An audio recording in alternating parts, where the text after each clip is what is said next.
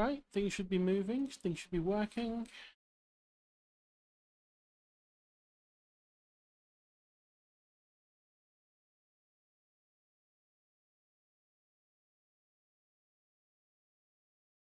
Oh, helps if I turn stream avatars on.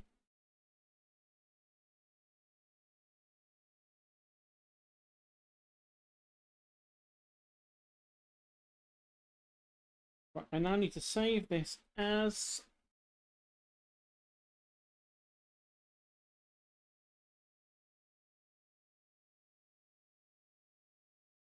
I think we had to was it export or save? I forget.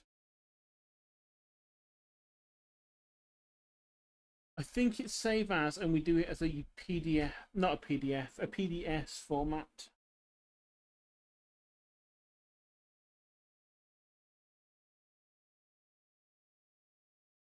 Or PSD even.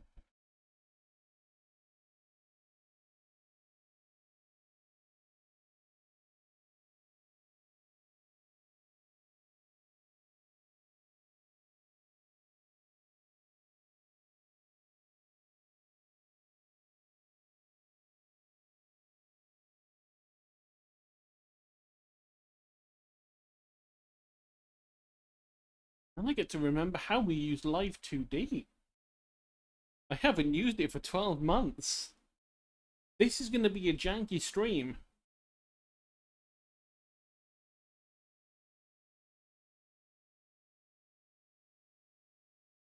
The purest of jank.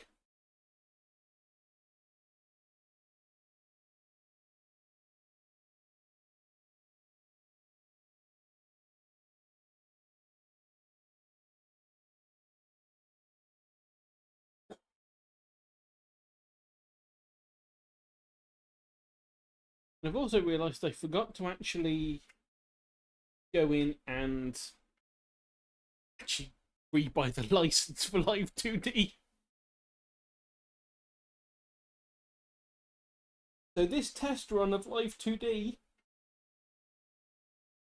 it's to be done on the bad version. Hey, Cookie.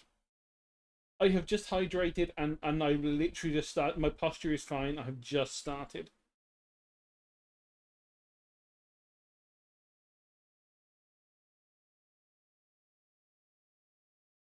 I guess we start as the free version for now.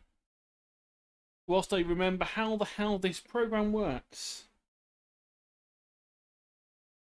No, I don't need the new version, thank you very much. Not yet. Although I could have sworn I already downloaded that and updated it like 3 days ago. Step 1.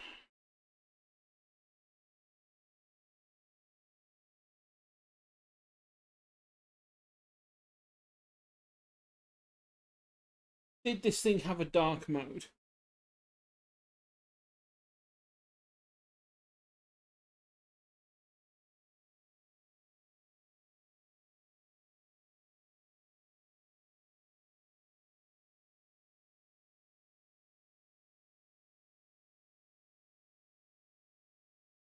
Never mind. Right, so go to my art, my face folder, go to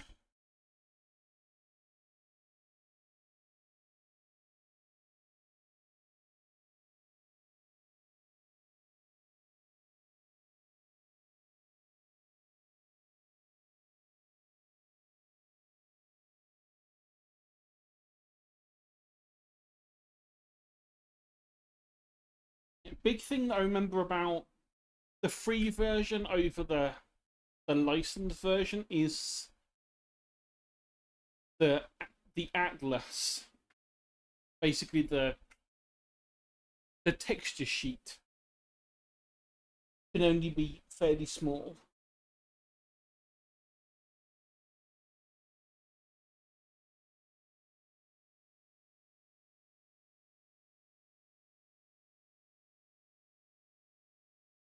Since I am only doing this as practice for now, to remember how the hell this thing works, I will just do the recommended, and I won't go like insanely high quality, which is fitting for me, because I am not insanely high quality. Witness me.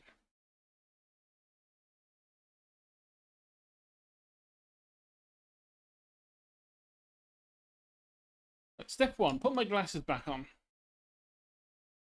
Nope. Step 2, take glasses off, clean glasses, and then put them back on.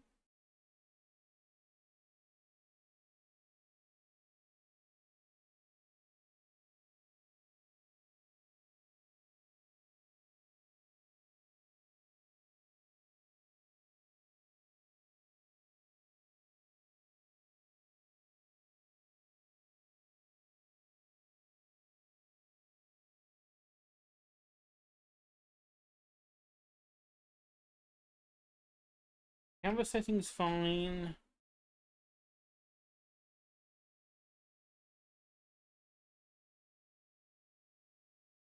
You gotta say, there really isn't that many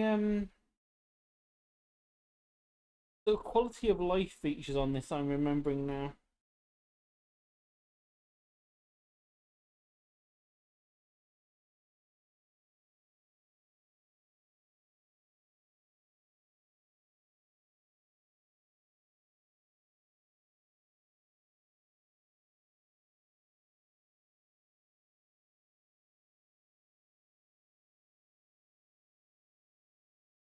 Right, so let's see. We want to delete some of these out. We don't need that or that. We want hair 1 and 2. We want clothes, legs. Folder 1, I don't think we need. Folder 1 was just the reference images we used, I think.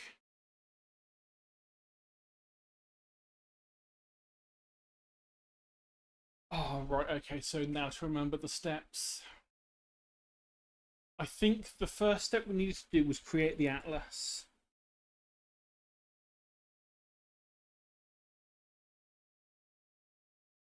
Which I think was under texture.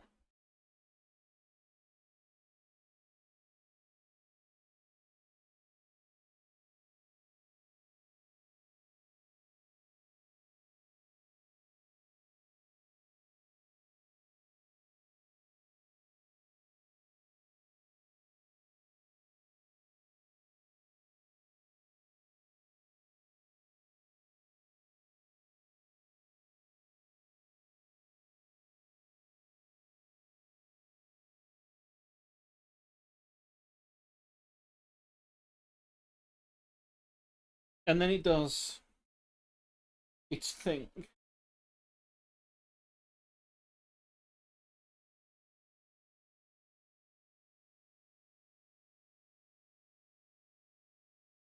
Cuts everything up, even the stuff we don't really need. There's a bunch of this that I'm probably going to end up deleting out or hiding because we're not going to need it. It was only really there to help, like, things like it's good to have the entire body so that you know how to do the clothing on top of it. Of that, most of the clothing don't care about. Yeah, we do not need to care about, you know, the panties and the bra. You're never gonna see them.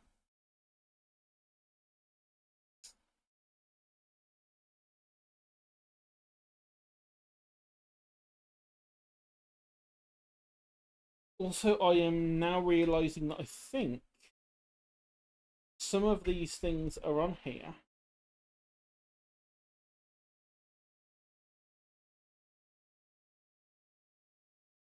Are also not actually needed because they're the sketch layers for the hair.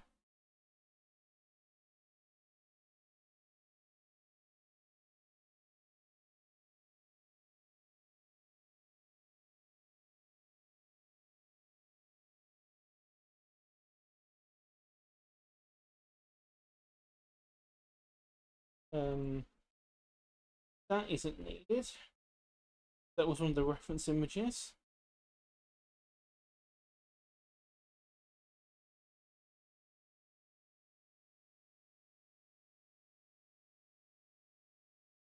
I need to double check this.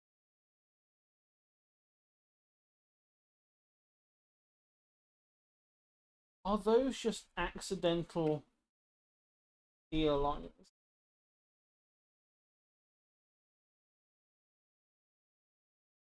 So that's the inner part of the ear. That's why I didn't flatten the ear lines and the ear colour down. I knew it'd be something I'd miss. The ear lines and ear colour need to flatten down.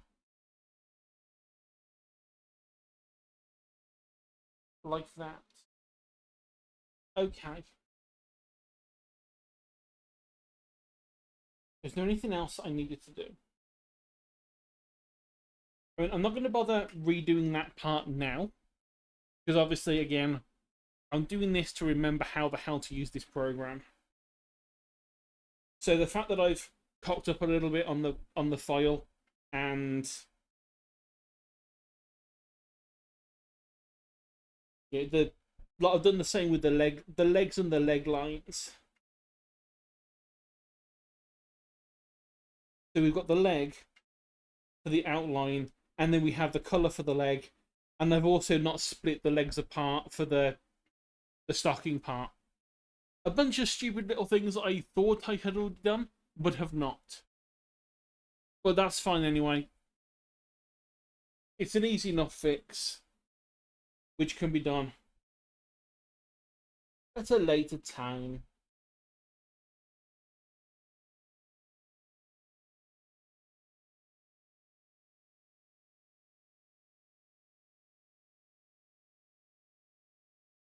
So I think we now... Do we lock the texture atlas now?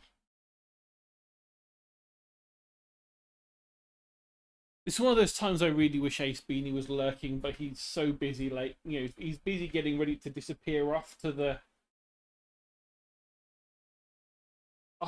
place full of seamen. I mean, Navy school.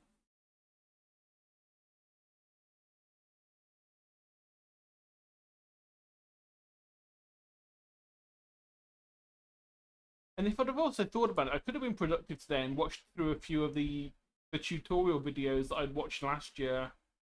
But I think I still have saved and watched later. They gave like the quick overview of how to do this.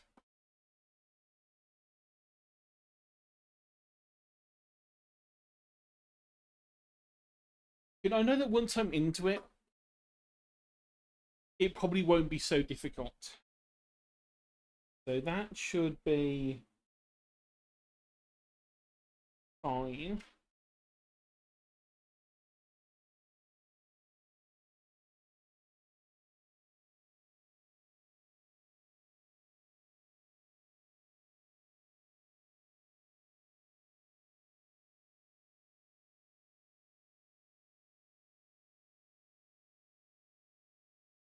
So body, we're going to take that one away.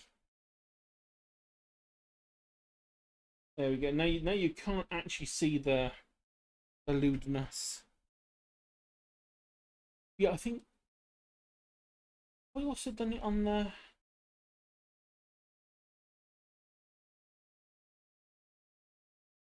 Yeah, I've made the same mistake on the clothing too. What I tend to do is I tend to do the outlines and then do the colour separately and then merge them together. And apparently, I have forgotten that second part that I normally do with a lot of things, so I need to redo that. Probably tomorrow morning.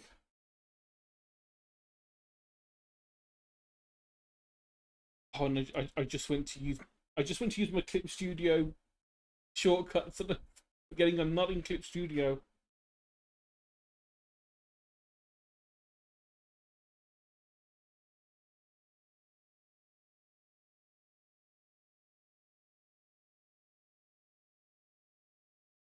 Right, so there's art meshes, there's deformers.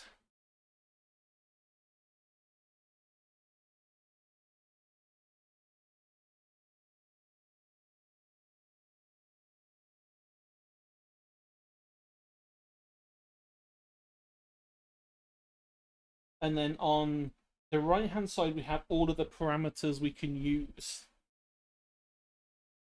We can also add and remove ones if we don't need them. But for the most part, I just went with what was there last time round.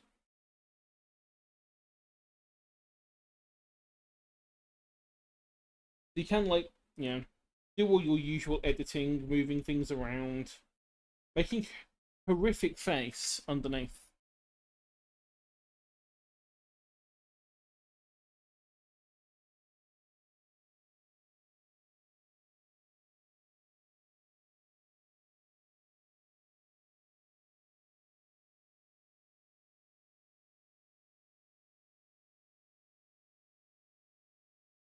We don't. Oh, do we need a warp deformer for this one?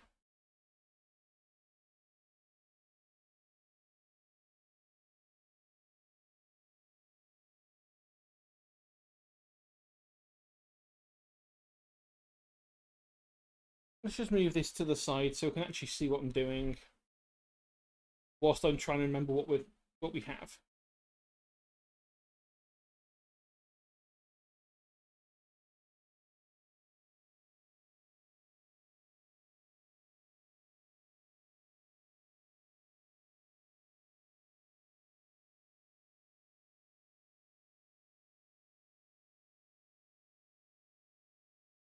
So we have the mesh, and we have a deformer attached to it. And then the deformer, you can either move the mesh itself, or we can tweak the actual parts of the deformer.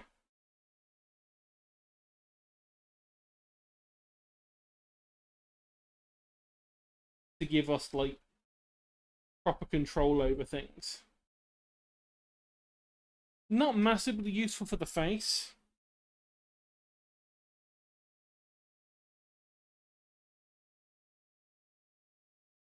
For the most part, I think the only thing that I'm going to need to do for the face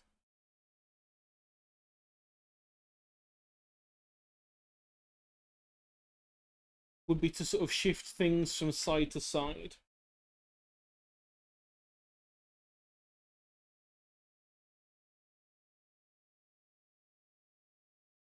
Because obviously, just moving from side to side, it's going to be a very flat face. But deforming it a little will kind of change the shape of the outline a little bit as well at the same time. Right, so if I remember rightly, we click on that third button along to give us 3 keyframes.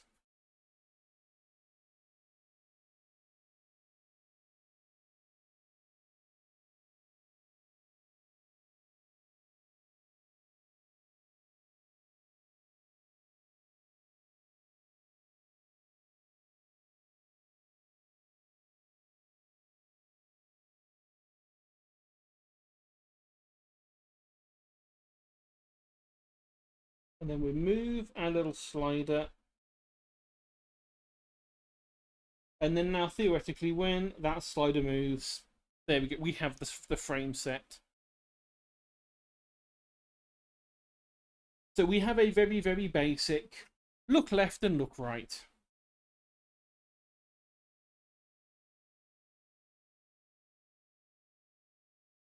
We repeat the exact same thing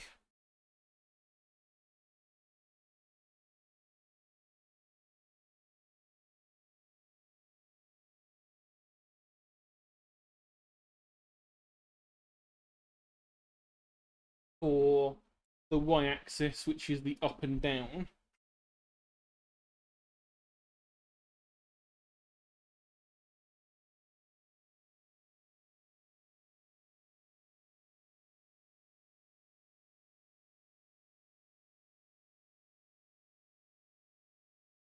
So we now have an up and down, a left and a right.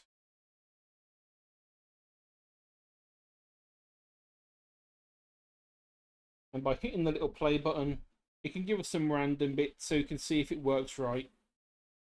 Which, considering this is just a flat face, it works fine.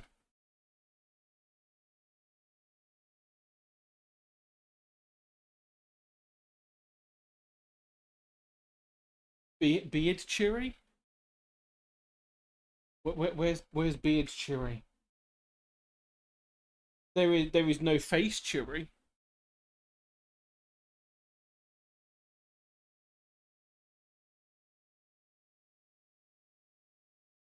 This is me doing my trying to remember how the hell Live 2D works. I haven't used this program since I rigged this model that I'm currently using, which was finished around about the start of November last year. So needless to say, I'm a touch out of practice. So I'm just trying to sort of like go through in my head, try and vaguely remember what I had to do. I mean, there's some stuff that I do want to sort of like upgrade this year round. Yeah, the model I currently have has no physics. So when I move my head and then I stop, the hair just stops.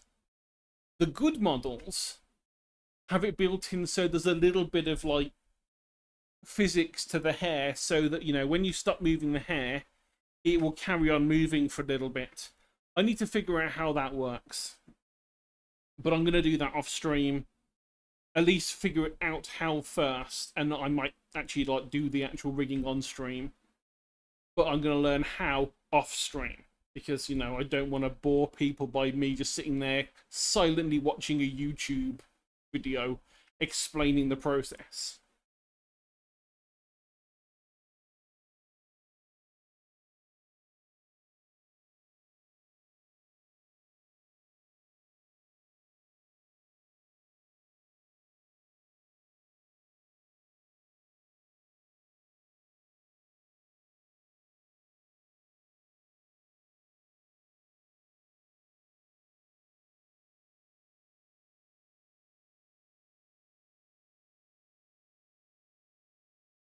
You see, what I really should have done. Actually, I will. I will undo all of what I just... Now that I know what I'm doing with that, we'll undo it all, get the face back to where it should be.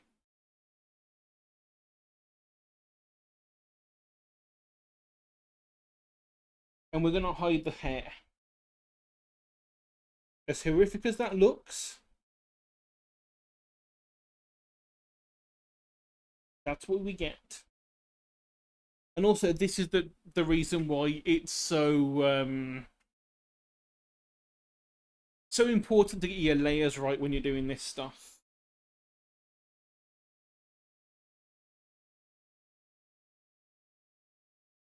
I mean, on this side, you'll see all of the layers that we'd set up are all there individually ready for animating. If you try and animate, say, if I had drawn a piece of bread to animate, and it was just a single layer, it'd be impossible. If, however, there was a piece of bread with some eyes on separate layers, then you can move the eyes separately and animate them separately. If, like in the case of this model, we've gone really like in depth with the eyes, we've got, you know, the eyelashes we can move. We've got the pupils we can move. We've got the irises that we can move. We can go full on derp mode if we really want.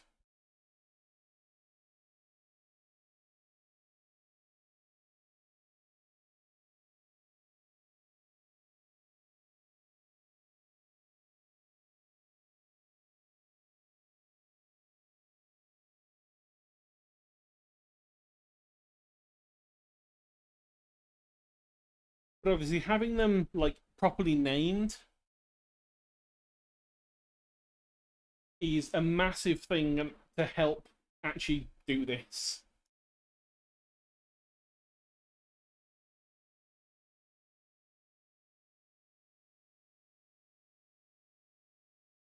Properly layered, properly named, and all in folders as well. I learnt this last year whilst I was actually making this current model. and putting it together. On one screen, screen, I had Clip Studio. On the other, I had. I think her name was. I think her name was Mariumi on YouTube. She got a bunch of VTuber tutorials, and she had one where she was basically breaking down all the individual layers of like the models. And so I had her screen up with the list, and I'm like, right, do I have a face? Yes, I have a face layer. Do I have and I was going through the layers one by one, double checking to make sure I'd got everything that was reasonable.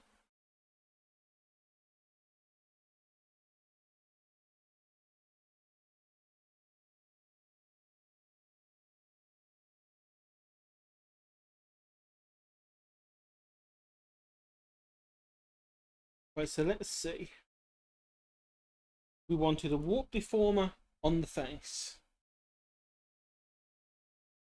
We select that. We go to number 1. We also want,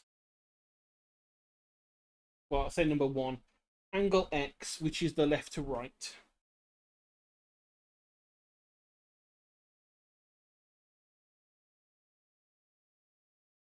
So we move that to that side, and then we go to the other keyframe and we move it to the other side. Easiest motion around.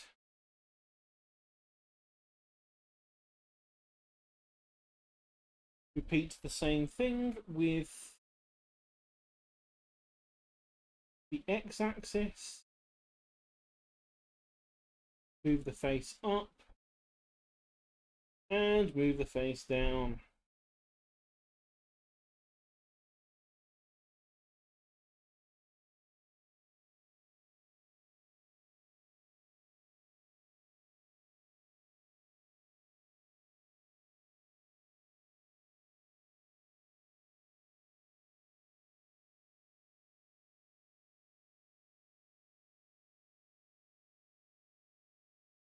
I think vaguely works. White Chewy does not exist.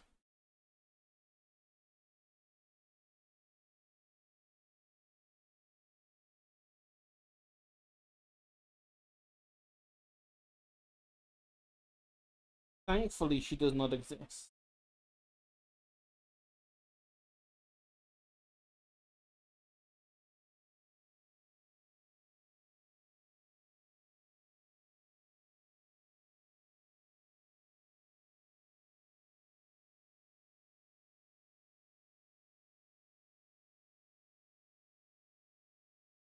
But now I have to remember.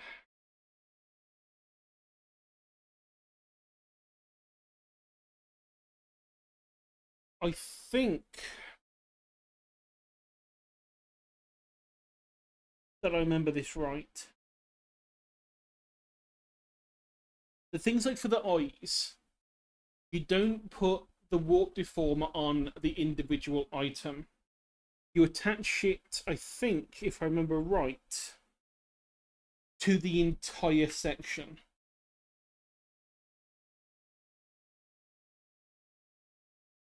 So that when you move the warp deformer, it will move everything. Not that we need to care about that at the moment. I don't think it's going to be that needed.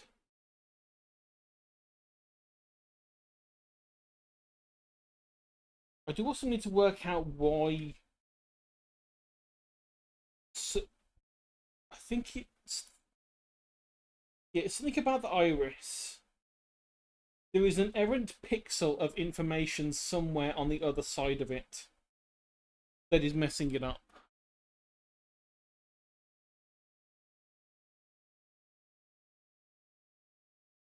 But I think this deformer, we aren't using it to actually deform the eye. We're just using it as, like, I suppose a catch-all.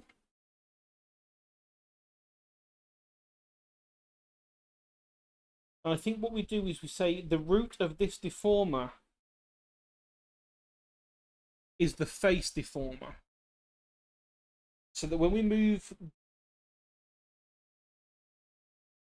oh, that's terrifying. I don't think I did that right.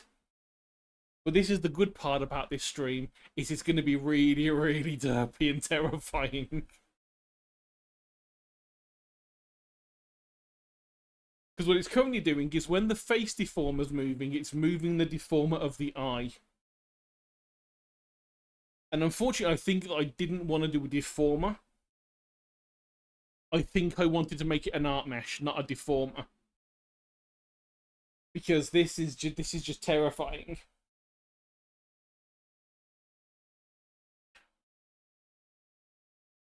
This is what if Chewie had the Innsmouth look.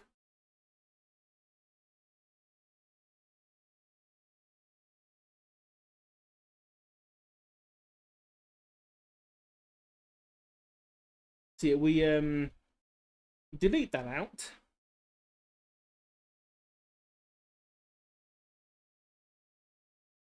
Right, art mesh.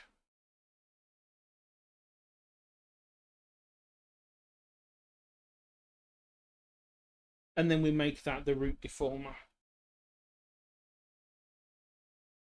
Okay. That's still deforming the eye, though. Which isn't really what we want. Because what we want to be able to do is tell the eye how to deform. I do remember that there is a way to do this.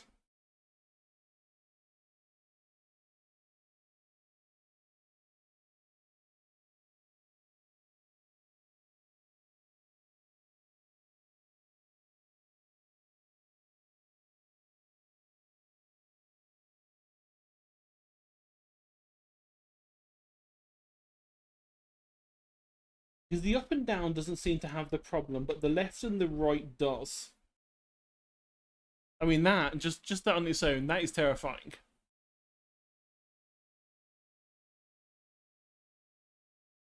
I'll just leave that there for an extra little bit of time, just to unnerve everyone. Let's return to normal. As normal as we can get with this madness.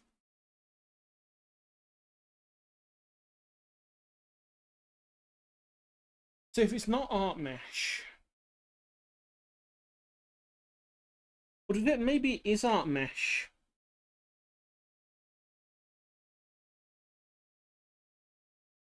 Oh, hang on, that's why these are all using the wrong.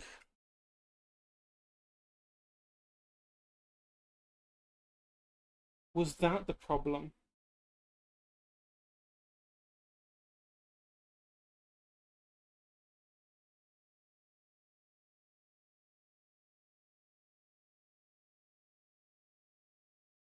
No, that was not the problem.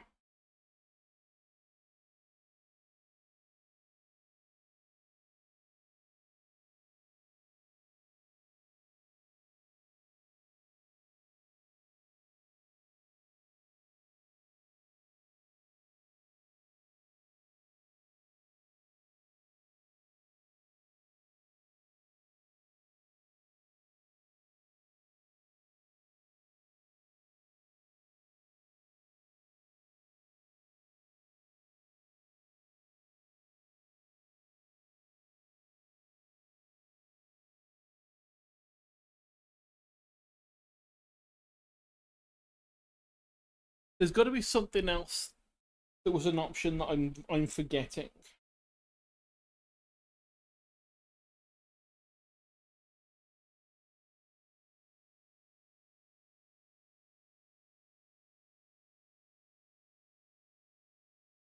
So if I create a warp deformer,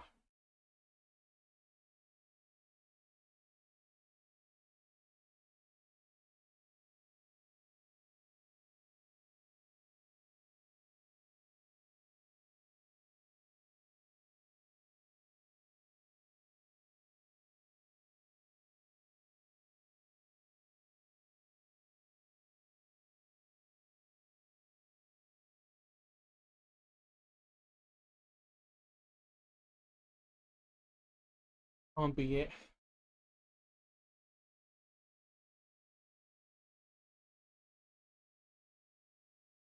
Automatic mesh generation is this what I'm missing?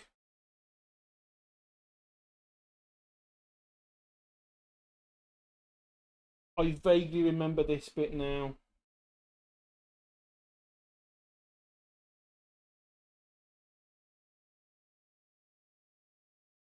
I vaguely remember this part. We actually have to turn the things into meshes.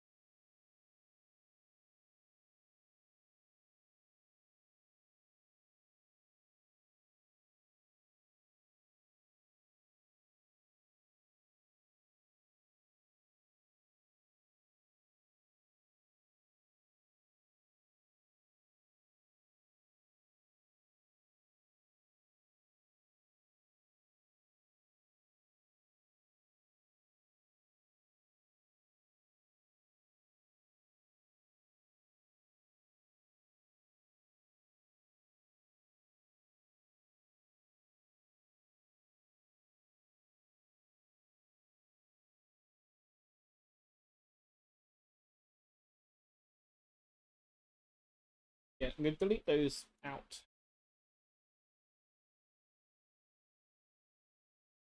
I feel like I should be eating Quayon at this point, Ezzy. Because now we actually have mesh vertices to work with if we need them. Which I don't think we do.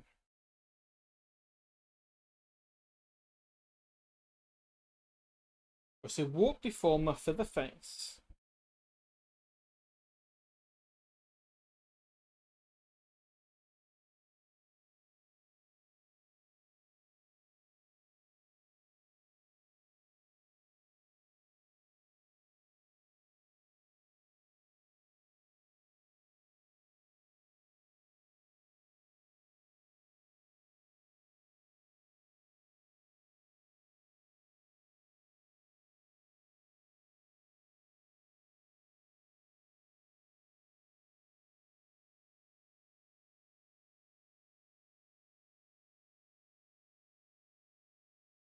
Why has decided to use the entire size of the canvas, I don't know.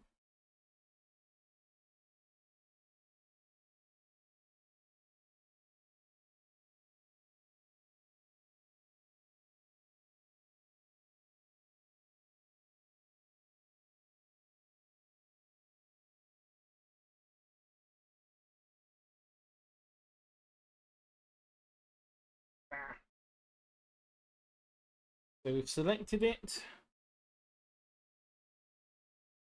Create deformer. Don't have selected. There we go, that's working.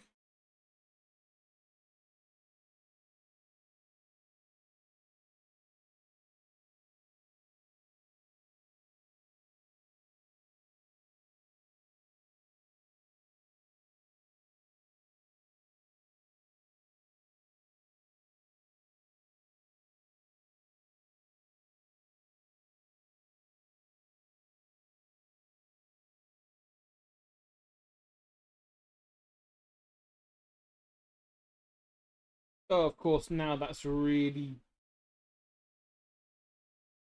Oh, I regret having trying to remember how to do this whilst on a stream because this is making this is horrific.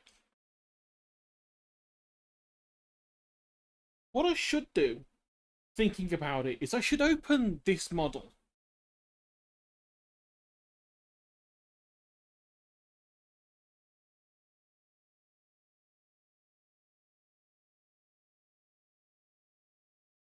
I should look at what I did last time. That's what I should do.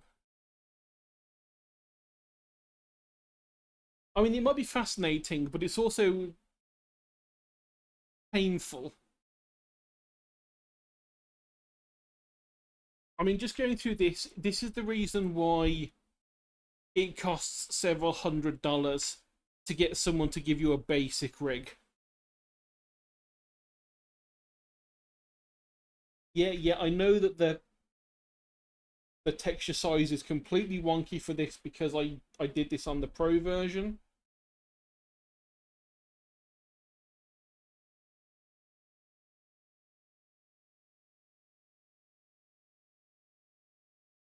Okay, so we had a face rotation.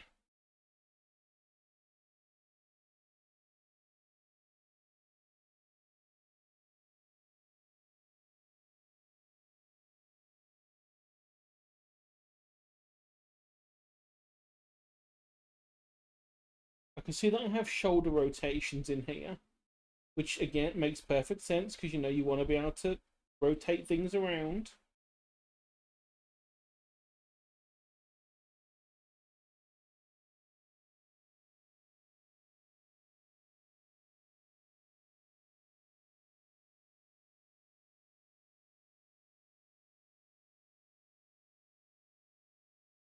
See, we have the body as it was, which is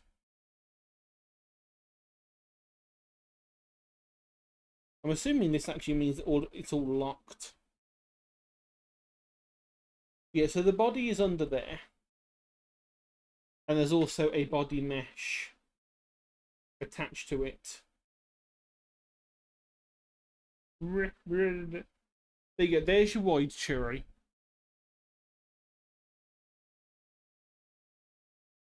And there's your long cherry.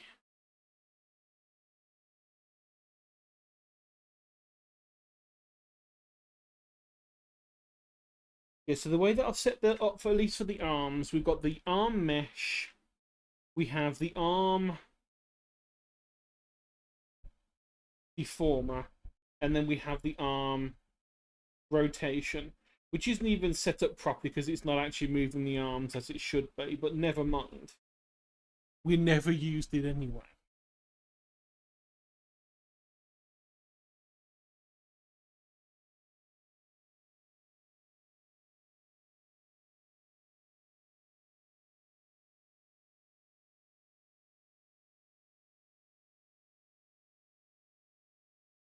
We've got the mouth one set up.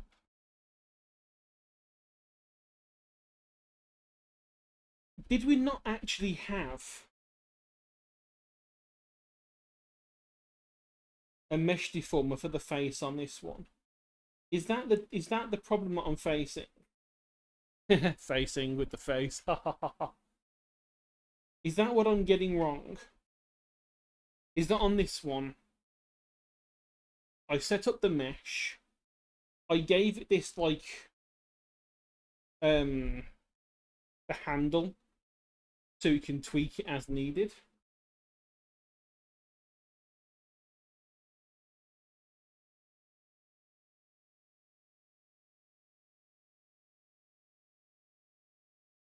And then I changed the actual handles to match the shape of the face for each of the areas. I did not use a warp deformer for the face. That makes a bit more sense.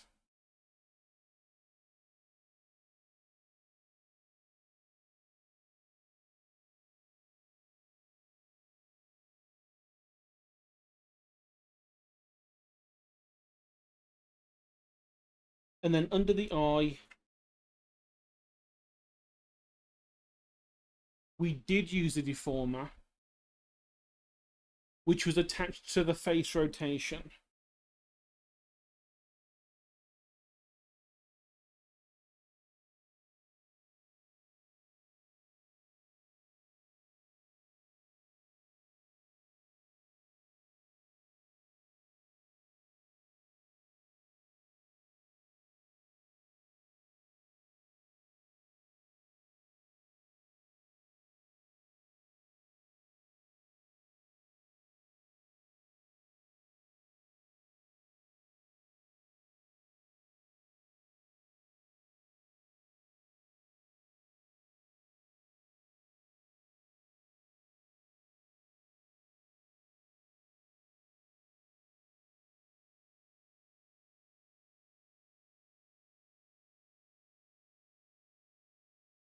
Enough of that.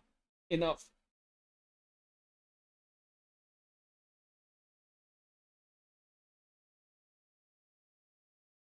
Okay, so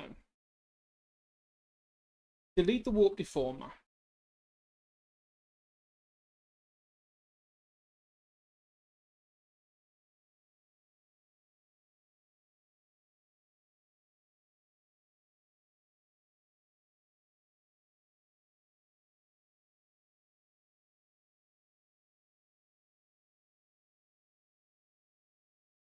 New rotation deformer, a face deformer.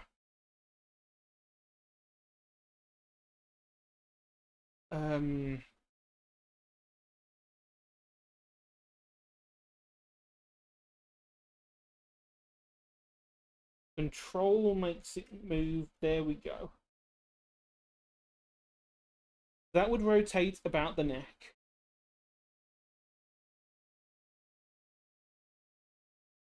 So that makes sense. That works.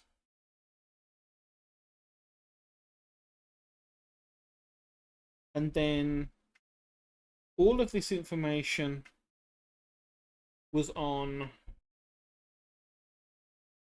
a warp deformer.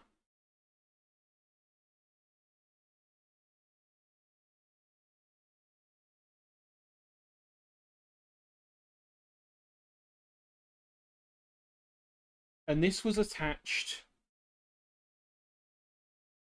to this root. Obviously it wasn't because it didn't work.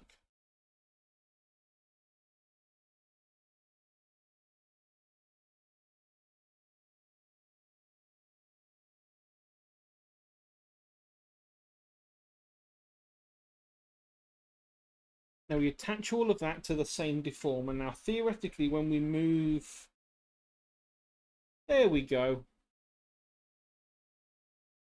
And then we obviously would do that for the other eye as well.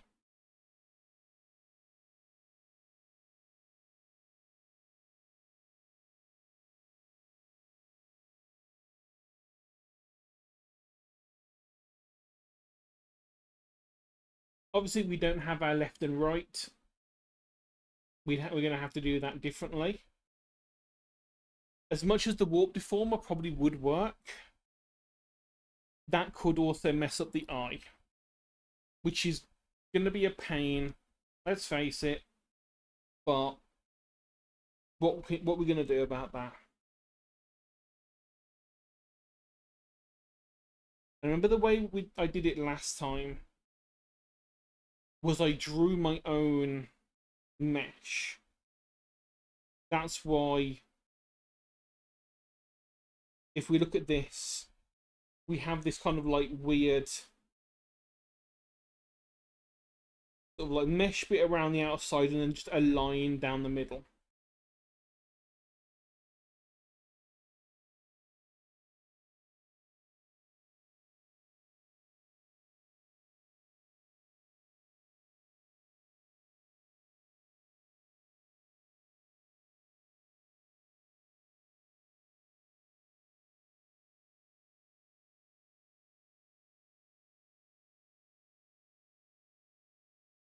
And I remember that being really painful to do.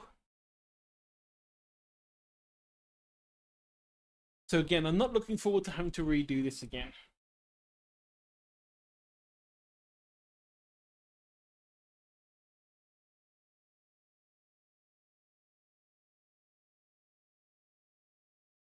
I think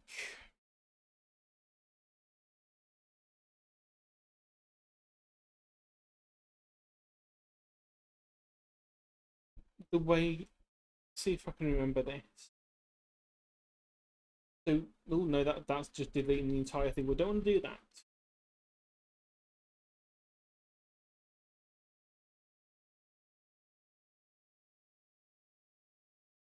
Because you can just like add in bits as you want. Which with some stuff is going to be fine.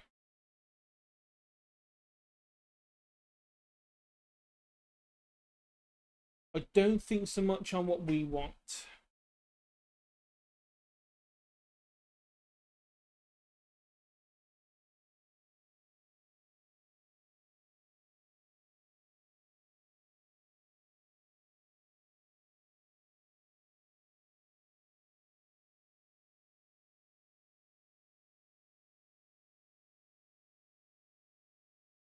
Honestly, this outside bit, since we've got a more rounded face on this model, it's actually kind of accidentally done the thing around the outside that I would want to do anyway.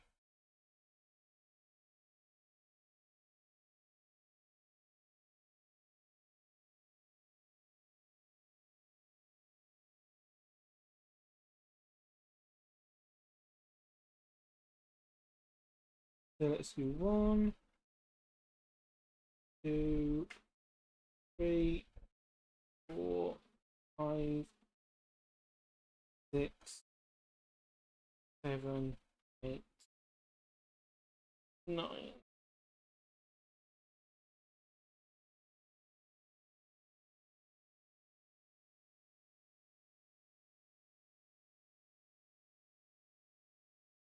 I think it's already completely wrong.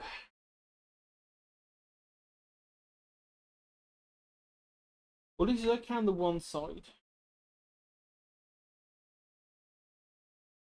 Maybe the outside numbers are a little bit wonky as well.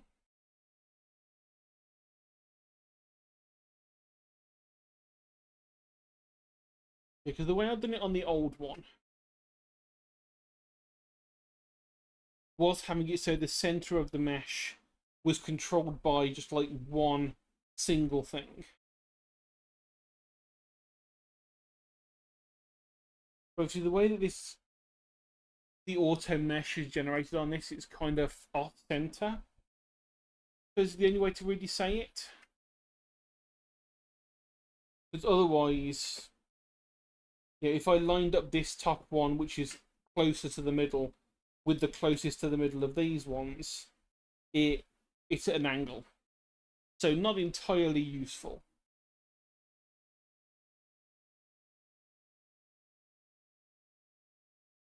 It's kind of like put them slightly off from where I'd actually want them to be.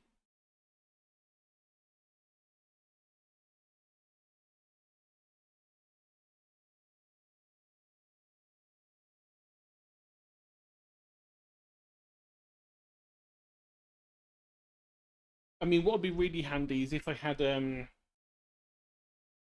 line that would go straight down the center of the face.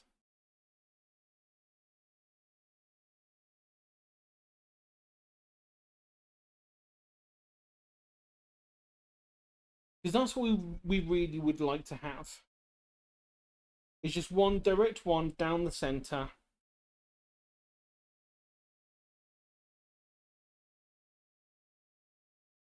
And then symmetrical on either side would be the best option we can have.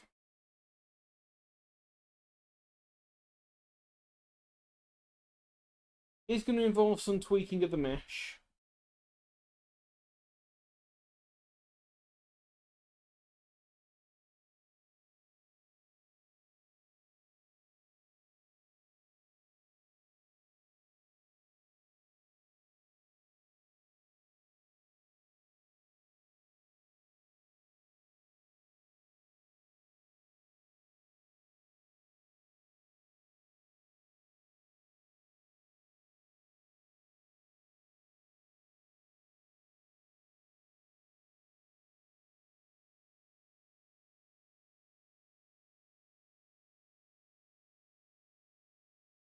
Not perfect, but again, this is just me trying to remember how I'm meant to be doing this.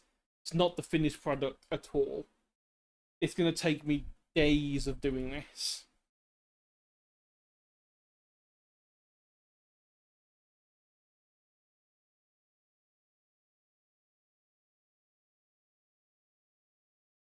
I mean, theoretically, we could just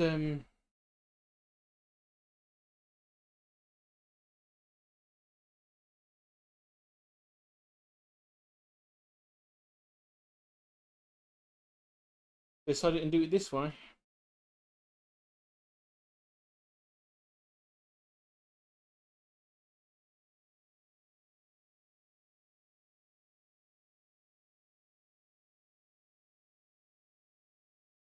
Might not be the most efficient way of doing it. In fact, I can almost guarantee that it isn't the correct way of doing it.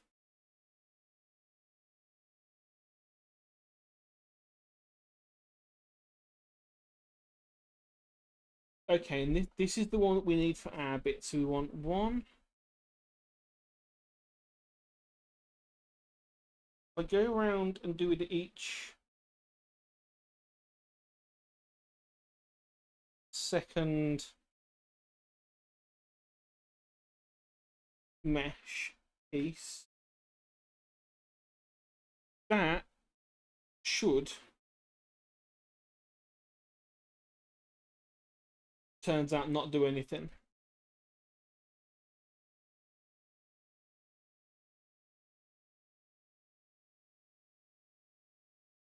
Now, was there something else that I had to... Did I have to go back to the mesh thing for this?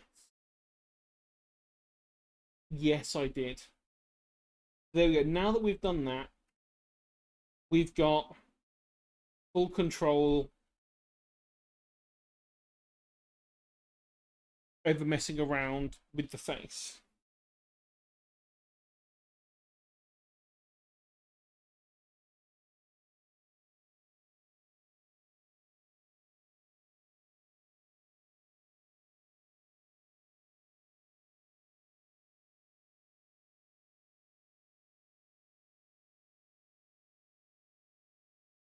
So hopefully...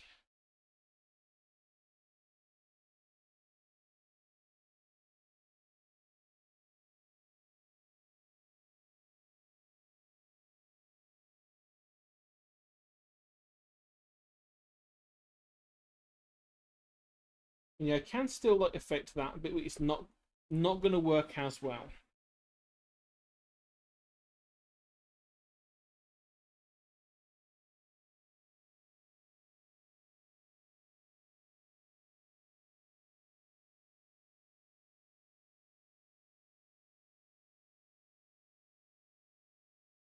Okay, why are you not? Why are you not picking up? Oh, that's why I want the wrong thing.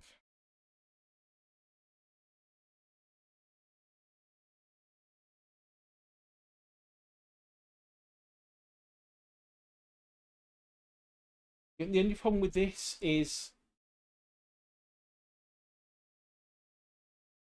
if some of your points are off, it's gonna mess them up.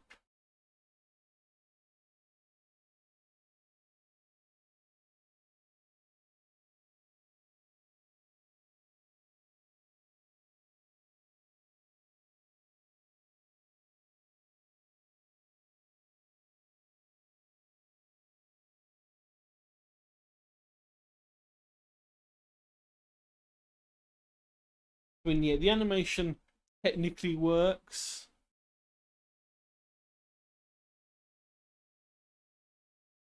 I'm never gonna hit the whip, and I'm never gonna hit the nene.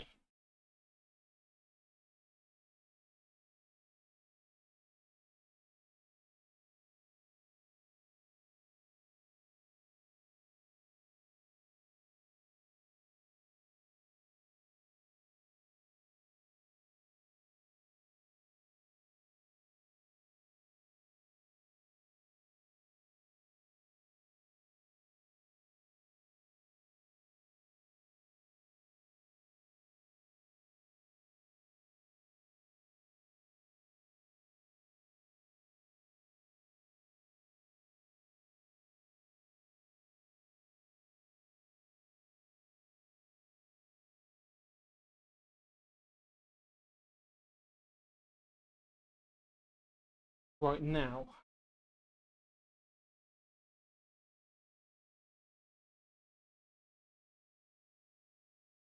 reflect.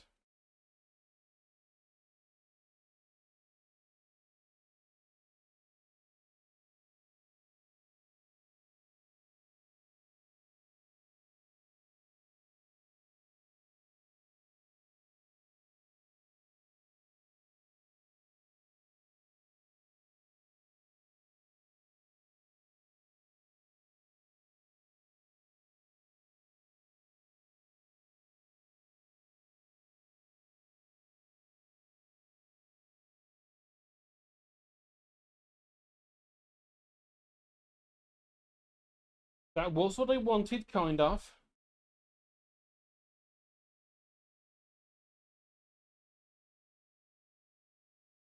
I did want reflect parameters, but I also want you to keep.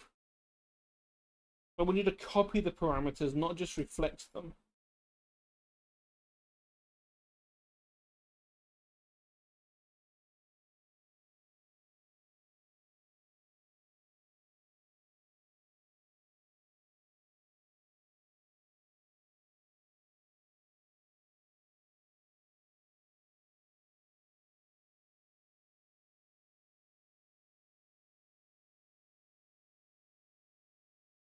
If I copy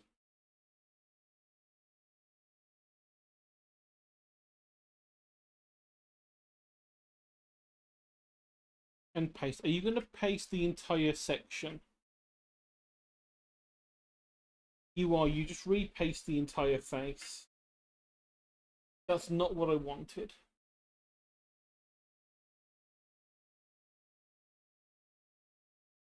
Reflect motion.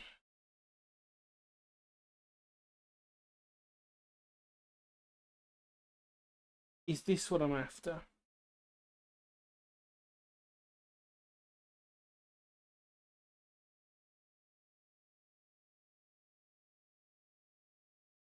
It is. Not quite what I want in terms of actually it working and looking right. Because it doesn't look like properly. It looks like a mask that's been turned.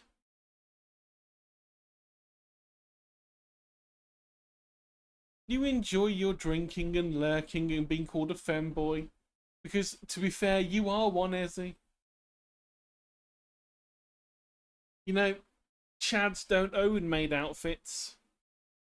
They don't own thigh highs.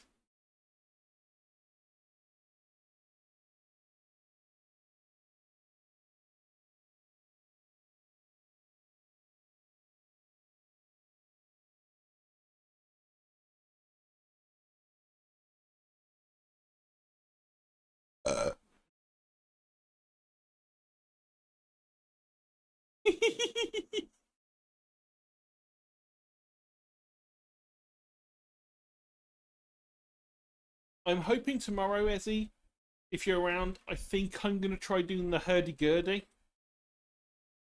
Because I have the kit ready to go now. I just need to set the camera up and set the lighting up.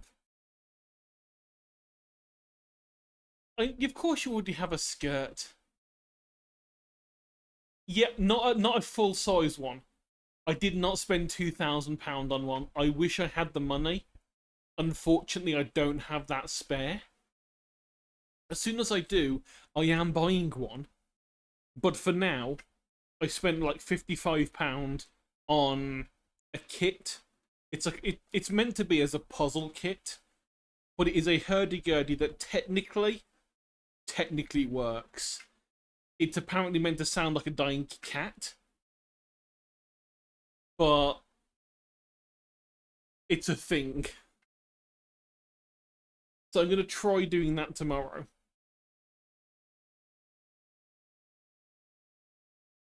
I may also have to be having a drink next to me while I'm doing it because it's just going to be weird. The first 10 minutes is just me unpopping all the laser cut pieces.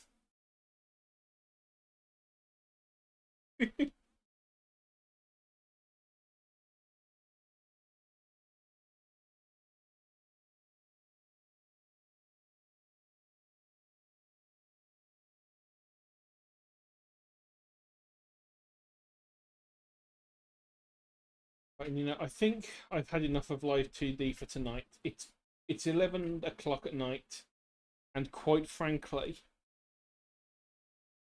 I don't want to. I don't want to do live 2D anymore. It's painful. I need to just sit back and go through a bunch of the tutorial videos that I watched before. Work out what the hell we were doing. I used the royal way. What I was doing last year.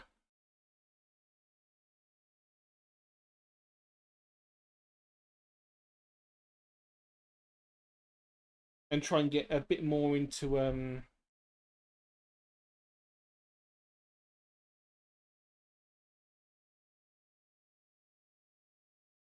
bit more into knowing what the hell I'm doing again.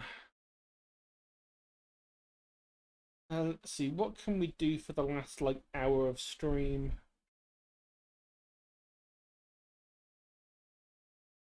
I would draw normal things, but quite frankly, Live 2D has melted my brain.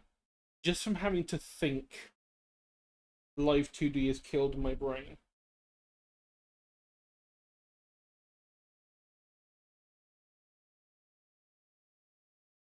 So let's... Well, it's not Core Keeper.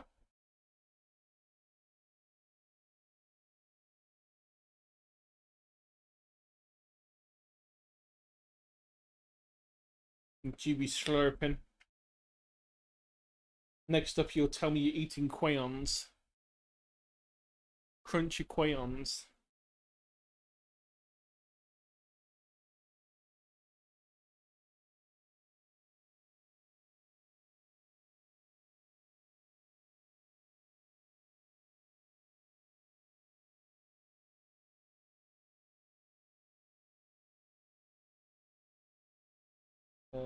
Come on.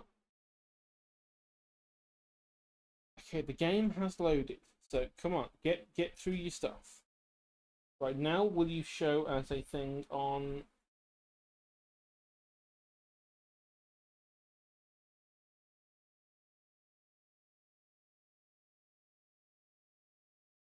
Come on.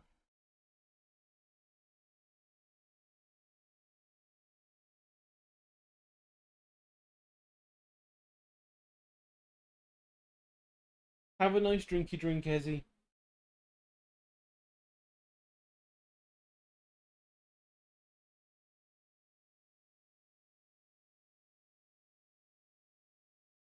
There we go. It finally found the game.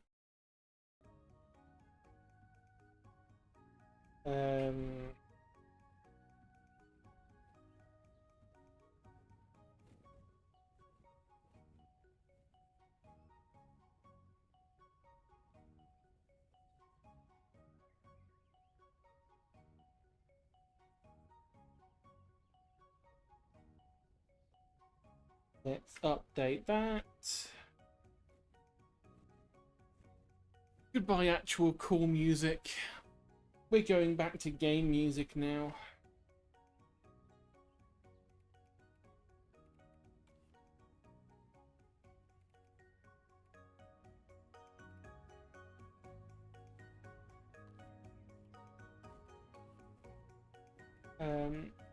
Bato was the one that we were using for the stream.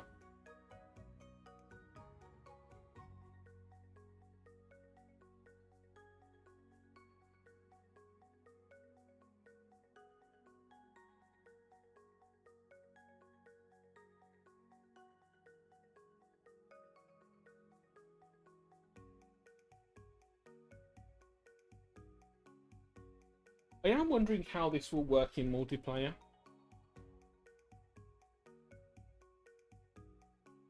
So I was not around for the boom of Stardew Valley, where everyone was playing that as multiplayer. We can now build our own house. Wonderful. We don't have anywhere near the stuff we need for that.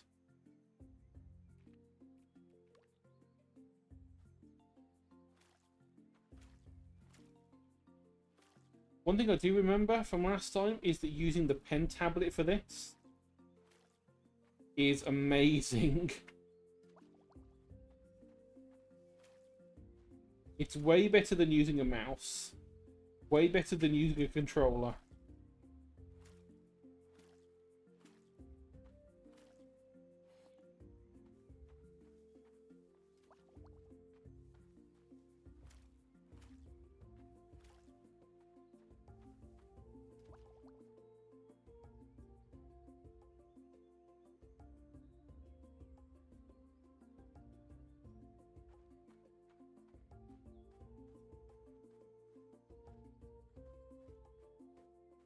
What were we working on last time? Oh, Igrok! Where are you?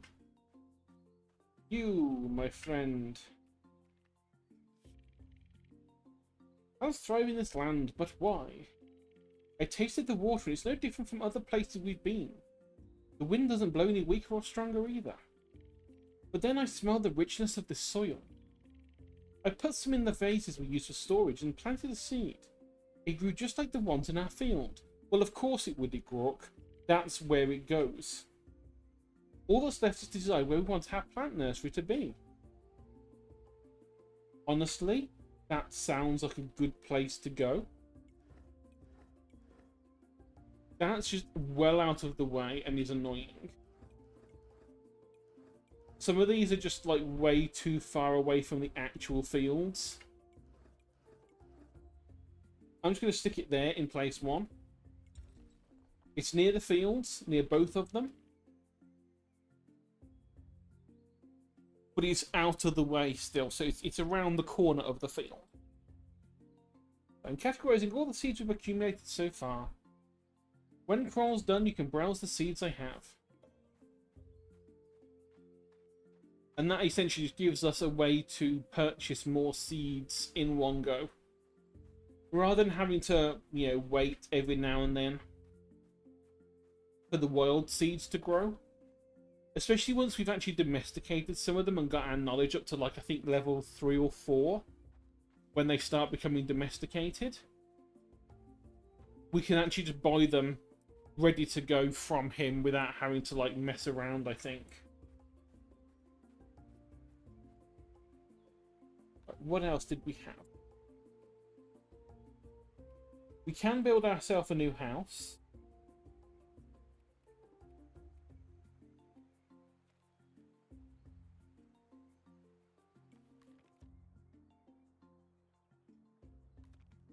But can we actually help with that? Or is that just in a couple of days' time, you will have access to go across this bridge? Or is this going to be if you give us this stuff, we can progress the bridge?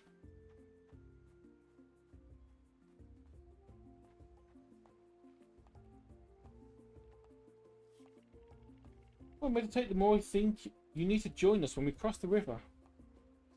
I will join you when we cross the river. Maybe Apache wants to call us over there to find new paints. A girl can dream, can't she? And hi, Crawl. Why don't you step on this side of the river?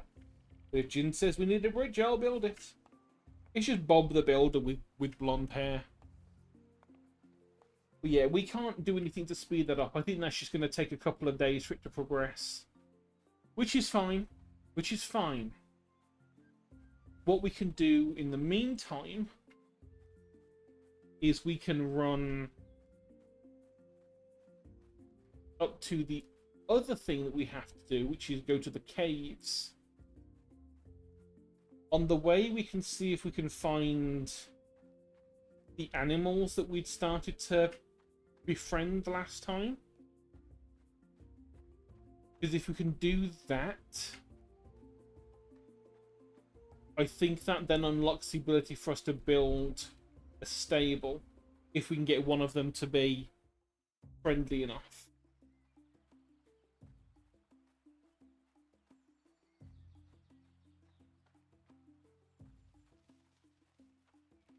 So we're going to want the flute.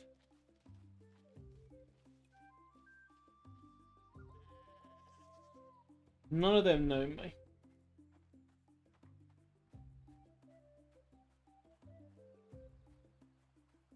Got a feeling we did it with the boars.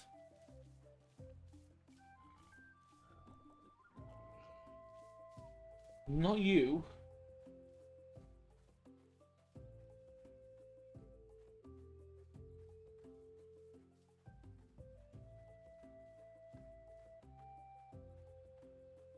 Were there other balls up here that we'd played the flute to?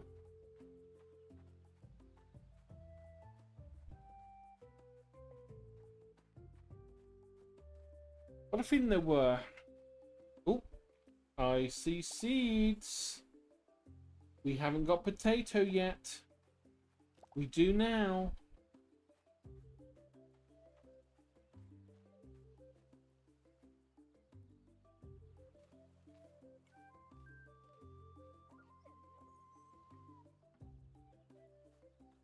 Hmm. I guess I just have walked past the ones that we'd already started to befriend.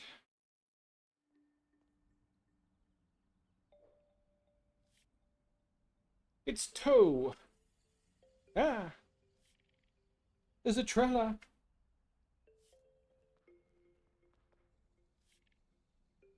And of course, we have one called Don. Makes perfect sense. We have Toe and Don. It's okay. Just do what we practiced. I don't remember my lines. And Glip. And funnily enough, that means that it's Glyptodon. I got this. Good. Just don't be overly dramatic about it. I would never die. The caves are a maze of challenges built by the totems to test you. It won't be easy, but you can do it. To pass these trials, you must first prove your strength. By breaking rocks.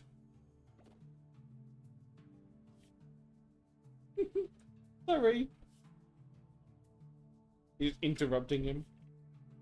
Good luck.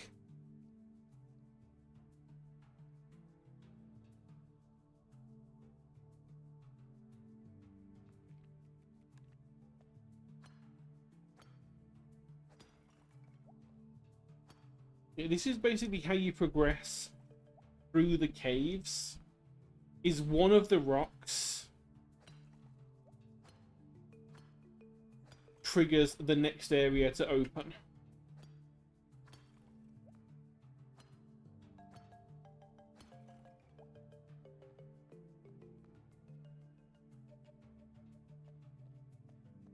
So we want to go through there. We beat rocks up until it opens. Luckily, that was a quick one. Have a chat to Toe. Good luck on your trails, Trella.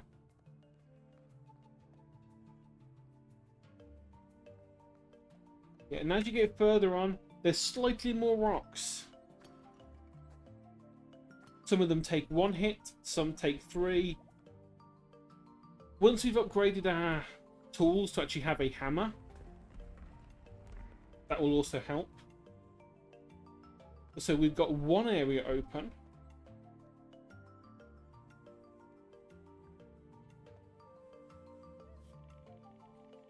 You may have proven your strength, but there's more you need to do to impress Owl. Yeah, we can't do the Owls one yet. This is one we have to come back for.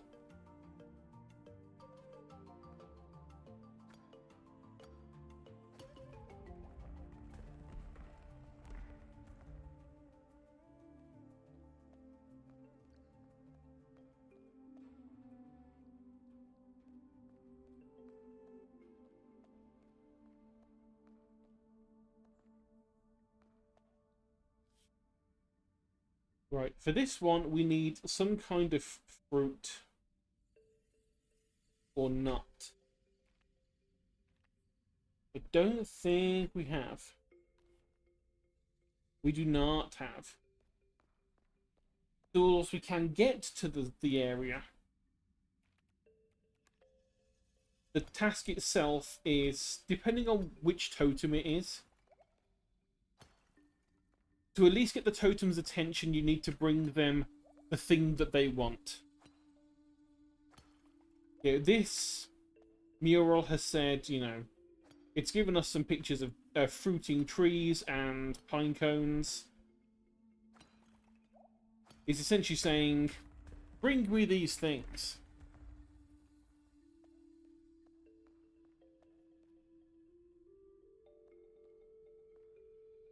And this is where we have to put them.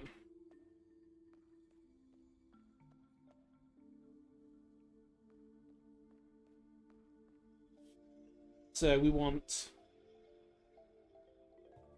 Pomegranate seed, pomegranate tree, pine cone, whatever that is.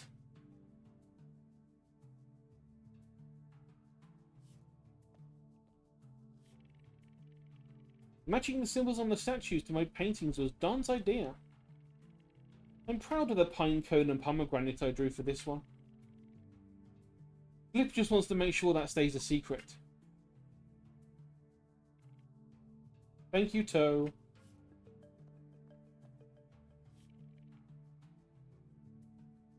Be sure as a tree is sturdy, our relationship will produce greatness. As in, bring us some produce.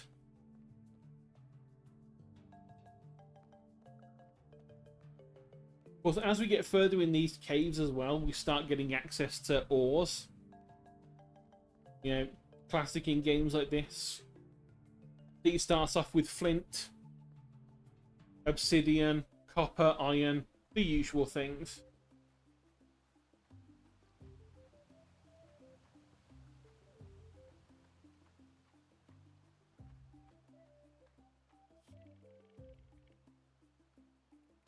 Yep, I do want to go back, mainly because it's the quick way down.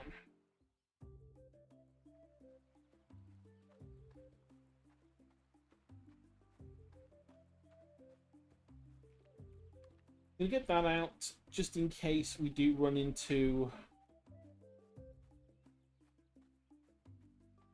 more animals that might like us. More beans.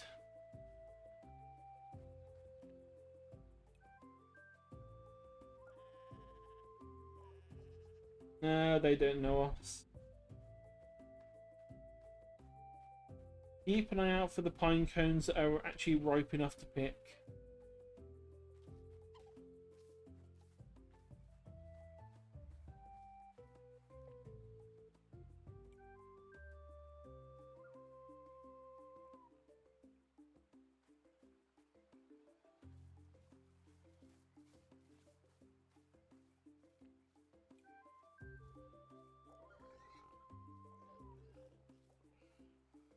Never mind, let's just start playing for this one.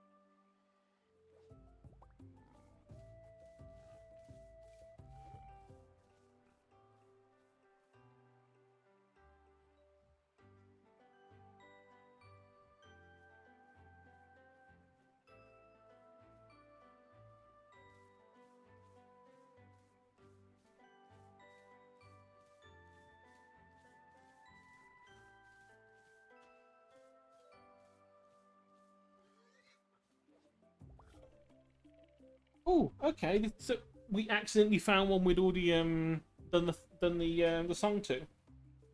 Wild Boar trusts you now. If only we had a place for animals in our clan. In other words, go chat to Kroll, because Kroll can probably make us a stable. Once he figures out how to make a stable.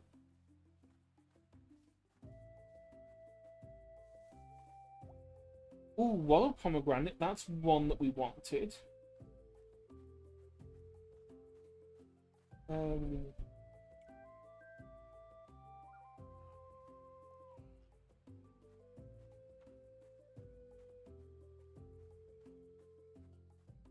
I think I might have already picked all the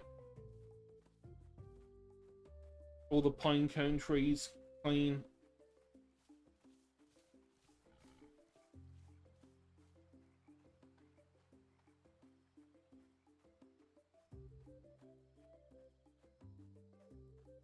Oh, is that more carrot?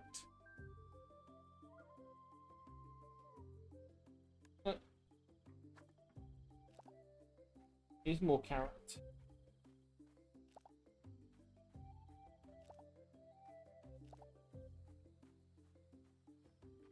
Early on, we want to get as many seeds as we can, even if we know that we're not going to actually have to harvest them all or work with them all.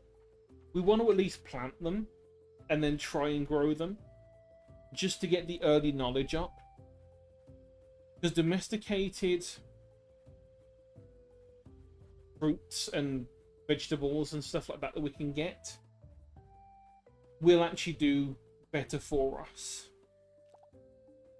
Yeah, they will give us better contribution points towards the settlement for barter, and they will also give us like better food and or health, stamina, whatever, as we're, yeah, if for when we're eating them or cooking with them. Okay, yeah, let's head home. So we have the pomegranate. That's one start. We need the pine cone.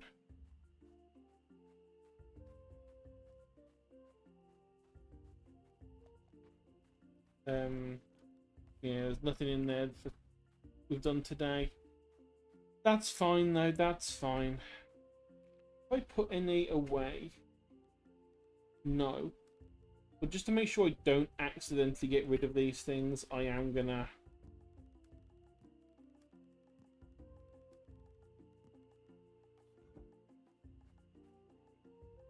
do that.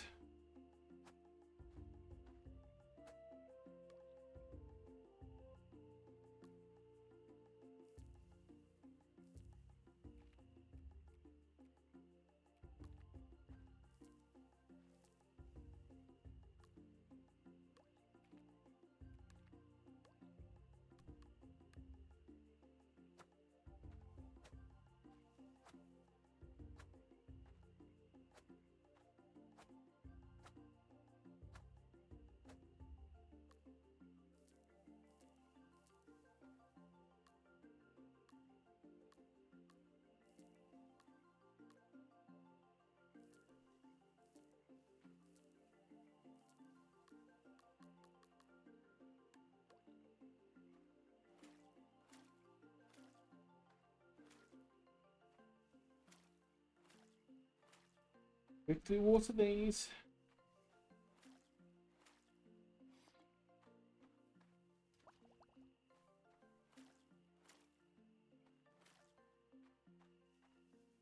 I say the more things of each that you can harvest, the higher your knowledge of these things go.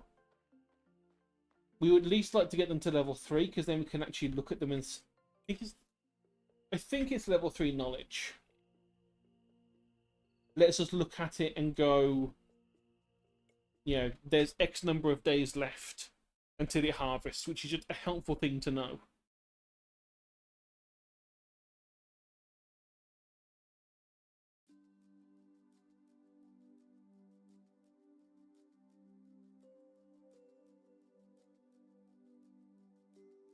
The Great Connector. The clan finished the bridge to cross to the jungle. Guess that's where we're going today then. Luckily, it's taking us there automatically. I see you brought Bato. Let's get going. You tread into the jungle.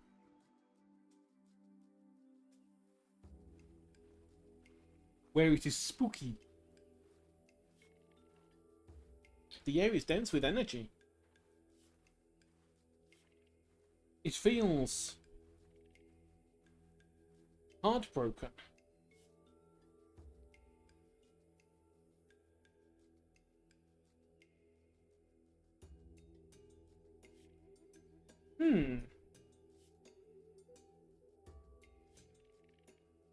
Patch's voice is in these pictures.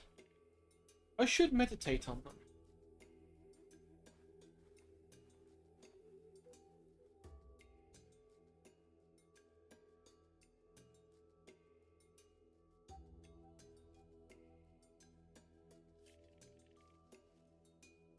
Tired and sad, Patcher shook the earth to show what could be achieved by working together.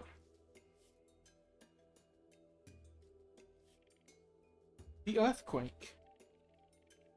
It must be the one that locked us in this land. Then Patcher gives you an ancient totem and we find this structure. It has to be related. She must be asking for our aid. Show what can be achieved together. Yes, we have to, talk to the other two tribes, make friends, bring everyone together, because the other two tribes in the area both think the other is evil. One of them thinks the other one eats children, and the other one thinks they sacrifice children to the fires or something. I can't remember. It's very much insane. It's warm when you touch it. Have you tried? No, I haven't actually. This is essentially... It's basically like the library in Stardew Valley, I think. We have a bunch of things.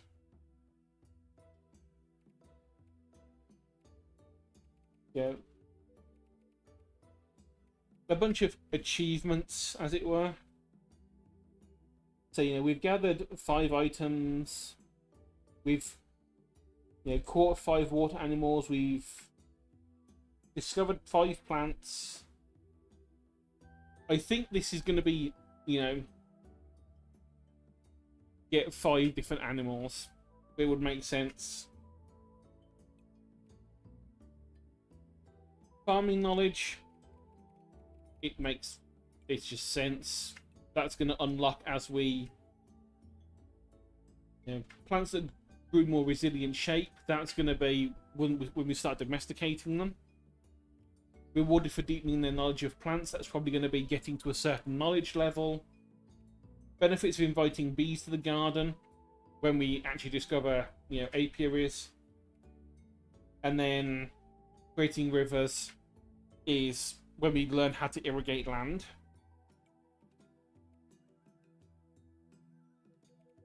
It's all stuff, things like,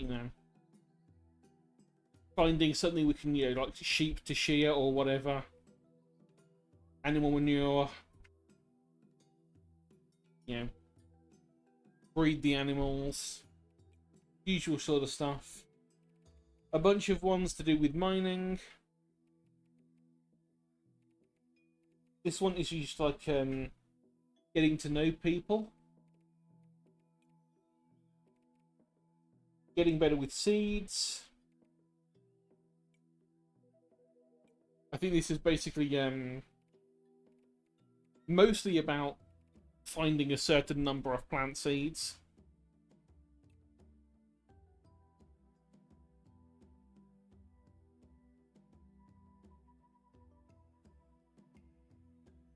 That's going to be about cooking, and that's going to be about...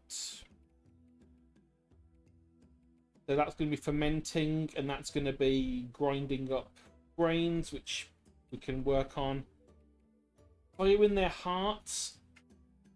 This is to do with one of the tribes. Flowing with water is the other tribe. Rock piler is about buildings. So getting the calendar, getting the stable, getting the weird art temple, like art installation things we can do in the village, and like grain silos. Befriending beasts. Going through the totems in the cave.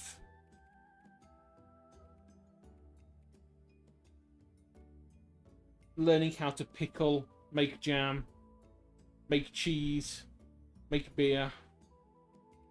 And then we're back to the start. So there's a bunch of different things it wants us to do. Most of which we can't do yet.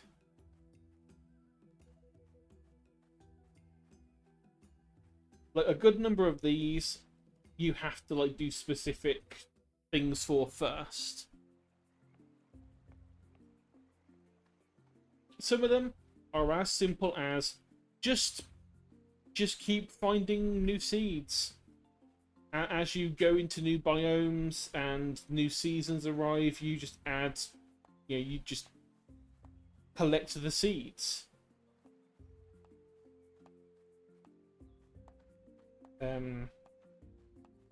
Right, we are probably going to want stone and wood for your thing, aren't we?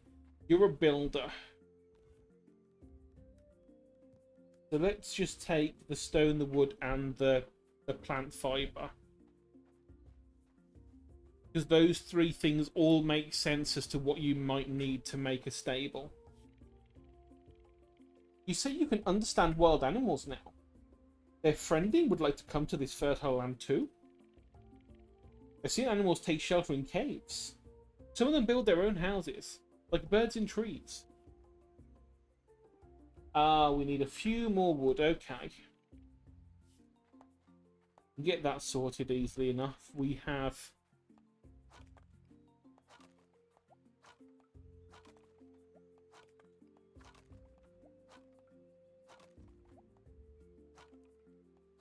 have 5 more wood. That's our forte.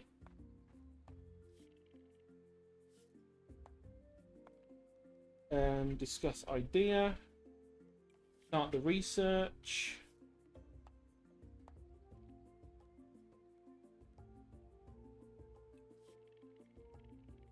We can't work on... Until this one's done, we can't tell him to start working on another building. Obviously, there's only one of him.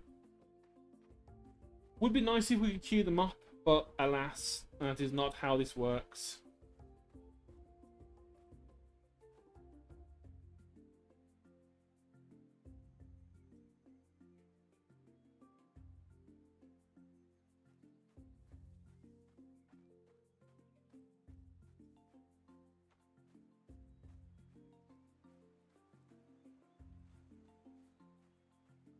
Is there anything else we can do for now? Olka has a new idea as well. Where are you on the map? You're near the Great Fire. That's easy enough to find. Now, are you going to... Is this the teaching us how to ride on the animals? I think it might be. Animals sure are fast. If only we could go as fast as them. Then we can reach places faster and carry things from further away. Okay, so we need any route.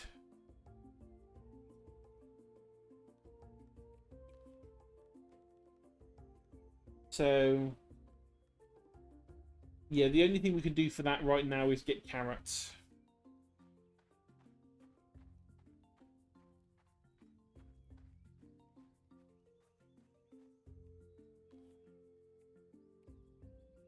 Yeah, Kroll's working on his. We need to get the stuff for Ochres. The Great Connector is going to be a long-running...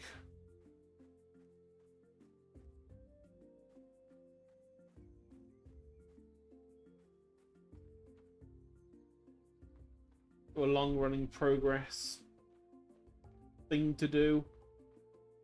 Because there's just that many things on that achievement list to do.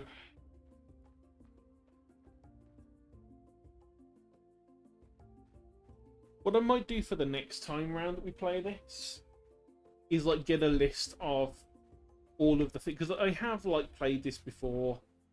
I just can't remember some of the prerequisites to get certain techs and get certain ideas going. I mean, I know that I don't think I got the stable for days. Like the fact that we're only on like day 8. And then getting the stable, I think is like half, it's half the time it took before. Because I started the game not caring about the animals. I just went straight into the farming because that's the bit about these games I like the most.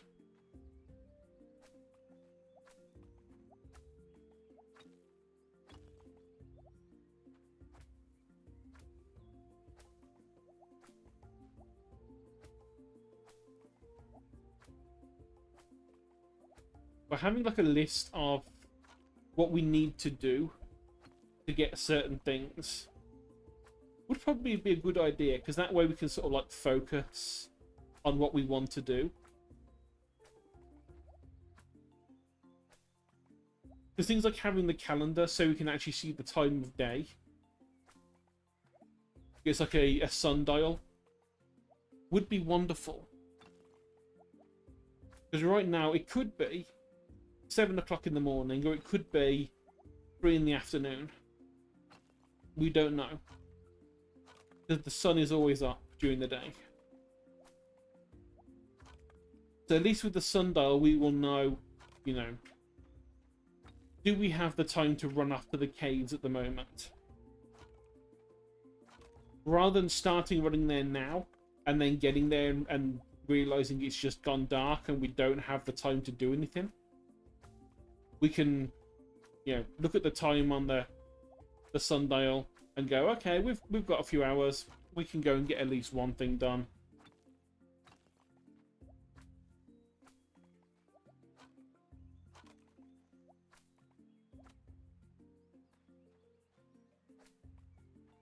I think for at least for the tools to get the upgrades, we just have to actually find the materials, which is basically just going through the cave, getting to the point where we can actually find the flint, which then lets us unlock things like, you know, the flint axe and stone hammer and stuff like that, rather than just using our current hand axe, which is just a chunk of chipped rock, which could be flint, could be chert. I don't know where this game, technically it does say jungle, so I'm guessing this is not going to be like England. But depending on where you are, flint obviously was not always available. But there is another rock that does the same thing called chert, which is like flint's slightly shittier younger brother. So you can make chert tools, but flint ones are more durable. They last for longer. They hold an edge for longer. Yeah, they're like the good steel knife in the kitchen compared to the, you know, Cutco knife that holds an edge for 2 slices of an apple and then is blunt as hell.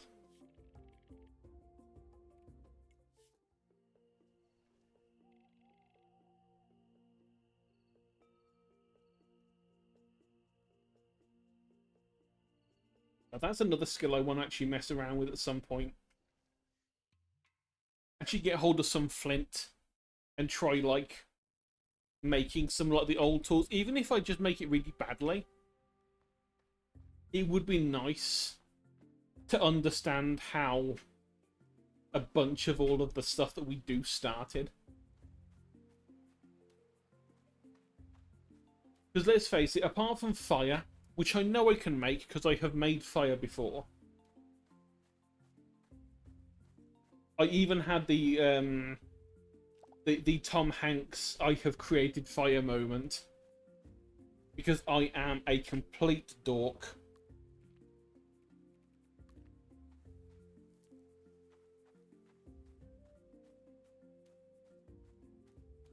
But other than like being able to harness fire, one of the first things that we did that got us to where we are now was tools. And obviously flint is one of the big ones, because, you know, it was the first time we could... The easiest way of making something sharp. I know that we made our first, like, pickaxes with deer antlers because they're extremely hard.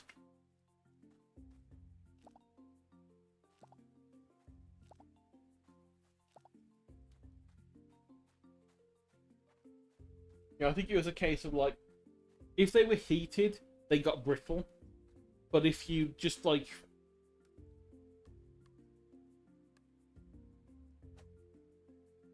Yeah, kind of took the antler, made them brittle in one place so that you could actually... sort of, like, break them off in such a way that would make it more manageable. You could then attach that to a stick and you have a rudimentary pickaxe. It would do the job. It would break stone. It might not break a lot of stone. Like, you're not going to be able to mine into granite with this stuff. But things like shale and slate and flint, you're going to be able to take out some fairly big chunks of that. And as well, you're probably going to be able to take out some chunks of things like, you know, copper and tin, the softer metal ores. And then at some point, someone must have dropped one of those things into a fire and gone, oh, this actually melts. This is a bit weird. It's left this weird, like, coppery metal behind. What's copper? What's metal? I don't know. I've just discovered it, but I'm going to call them that anyway.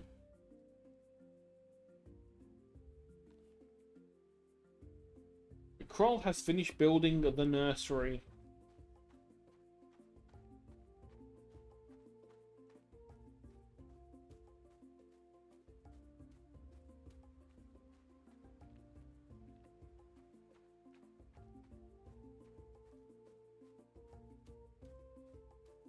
Let's go and see what we need to do to build our house, because that's probably going to be one of the things that's going to lock us out from some stuff. This is where the old lady is. Don't want that one. What's it for this house for? Hey, Kroll. Your magnificent beard. I guess work can wait until the weather's nicer. Right, so we want you to build small huts. What do we need? We've got the stone, we've got the fibre, we just need 8 more wood. And we have the contributions. That's fine. Let's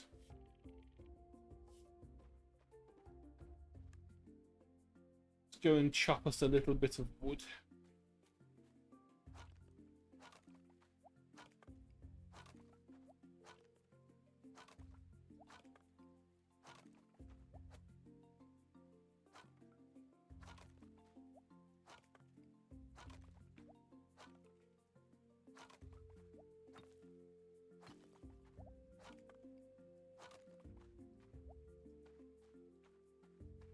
Go 25 wood.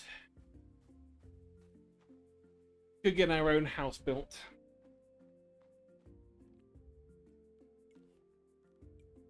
Small hut built. Where do we want it? Here will probably be a good place because it's between the 2 fields. I think in my last game I made it here.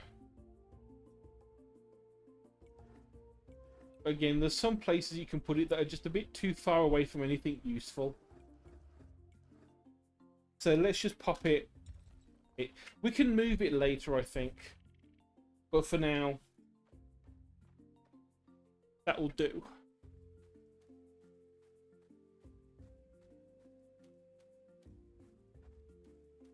So what we can start doing is we can work on getting a nice big farm over here.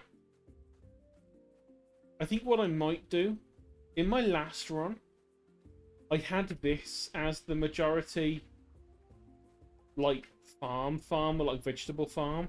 But it's a lot smaller than this one down here. And it's also a bit of a weirder shape.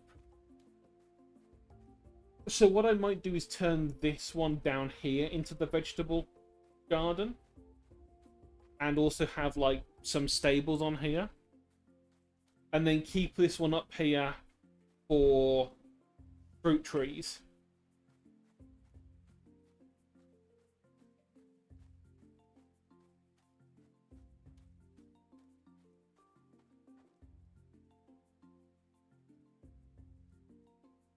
I'm a mile away. We've got a little bit of time left. Not much, but a little bit.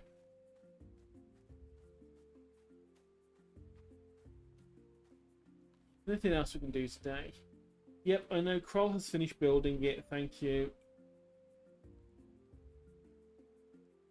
I need the carrots for this one. And he's working on the idea for the stable.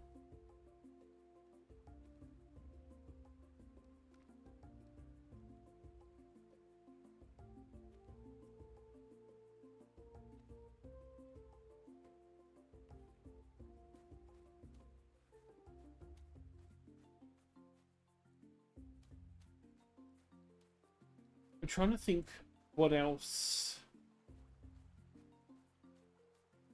Other than just like chopping area down, preparing it for future endeavors. I don't think there's a great deal we can do right now. We can't progress within the cave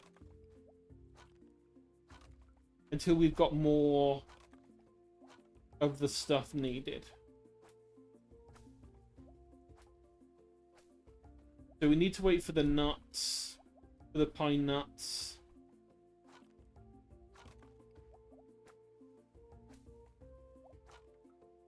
And there was a couple of other fruits on there. I'm not sure if we can get yet. They might either be savannah fruits or fruits that don't turn up until next season.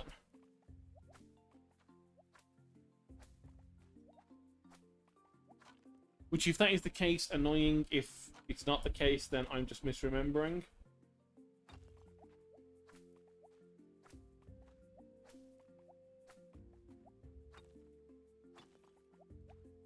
Can't break these big rocks down yet. We need the hammer for that.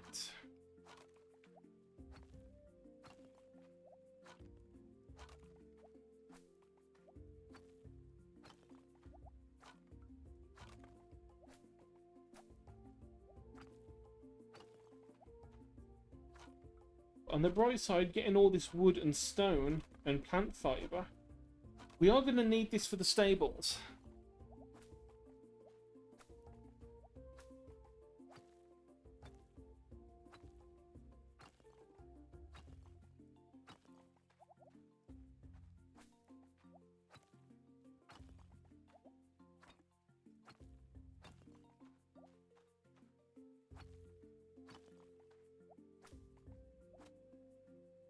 What does boar give? I think, does boar give us fur?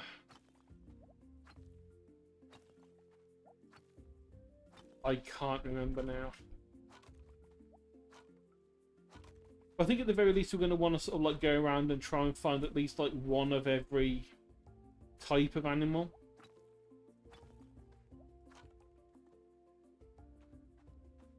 Like I think in the savannah we can find bison or something similar, which we can use for milk, which is a thing that we need to learn how to do for the achievements anyway, is curdle milk into cheese, which means to start with we need to actually have milk, which means we need to have a thing that will produce milk.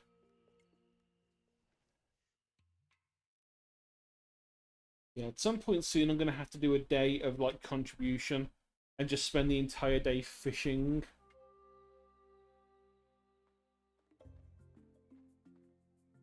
The power of time. Okay, well, that's the clock idea. That's Mary. You're in the same place that I was living. You're the grandmother.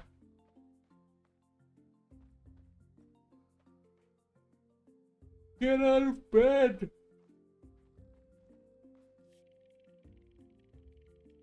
I've been thinking about Oro. He always rises from the mountains and goes to sleep on the other side. We can honor him by tracking his shadow every day. I know there's a power in doing that. We happen to have enough stone, so let's start the research. And Oro, in case anyone hasn't guessed, is the sun. I'll observe them for a few days and let his rays warm my cheeks. And that is our sundial started. Luckily, a lot of the ideas, I think I mentioned last time we played it, the stuff you give for the research is what is used to make the first one. So the fact that we just gave 50 stone for her to stare at the sun is because that 50 stone is going to be used to build the sundial when the time comes.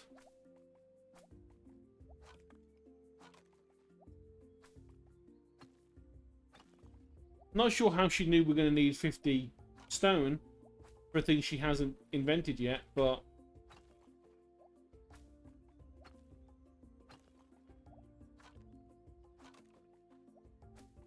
I suppose it's easier to do that and have it so there's a prerequisite to start the quest and then have the thing come out for free than to sort of set it up as a quest to unlock a recipe that we then need to go and unlock by having some extra stone.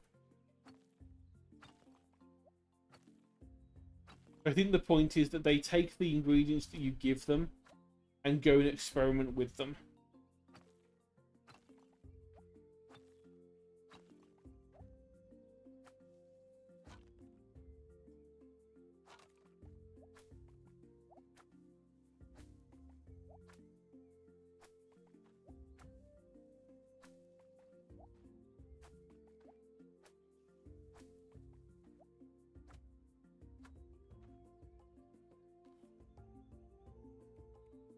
Oh, and Kroll has finished his idea. Where are you? You are just above us.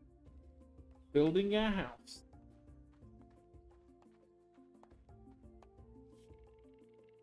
I think the animals would like a basic structure similar to our houses. We'll call it a small shed. It'll have a place to sleep and fresh water so they won't have to go to the river. You've bought enough materials to build one shed. Yeah, and as at the moment we cannot. Unless I have made just enough room up here.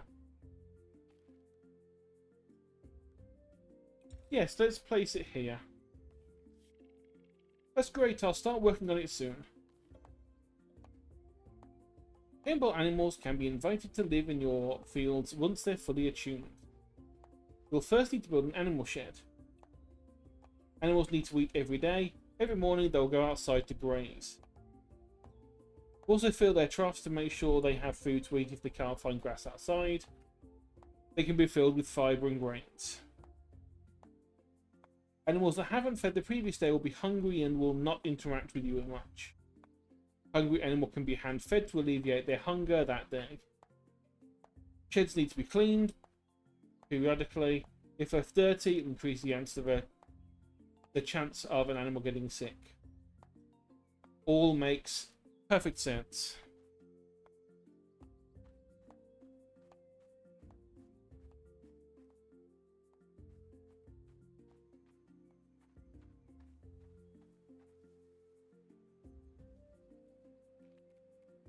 For all this, nothing has actually finished growing yet.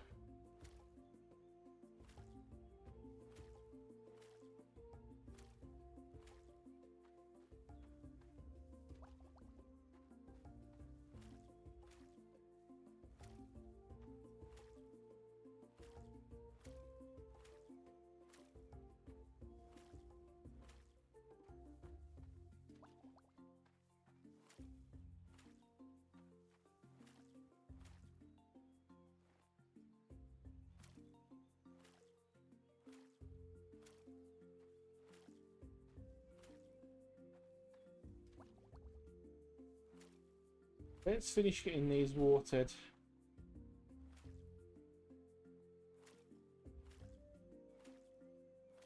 Don't think there's anything more we can get done today.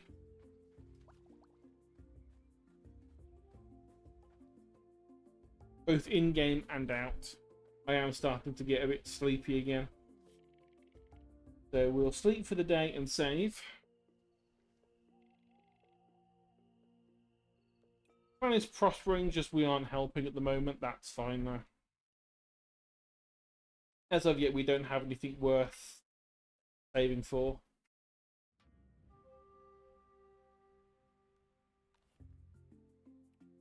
Right, so Kroll has finished building the small hut. And we now have a place of our own. We can decorate it should we choose to.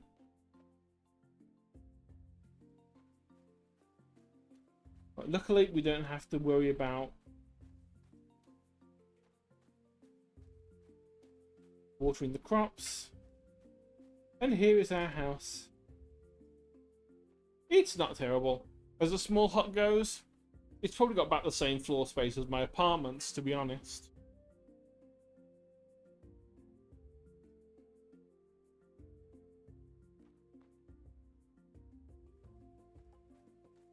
Yeah, for now, we will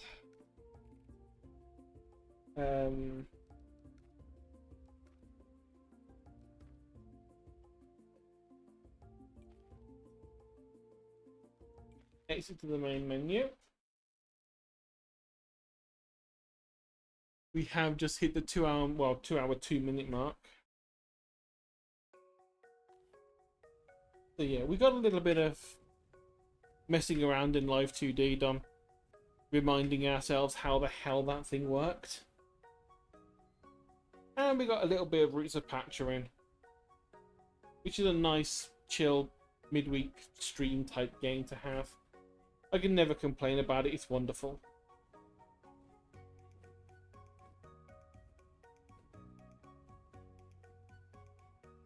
Let's see, is there anyone online to raid?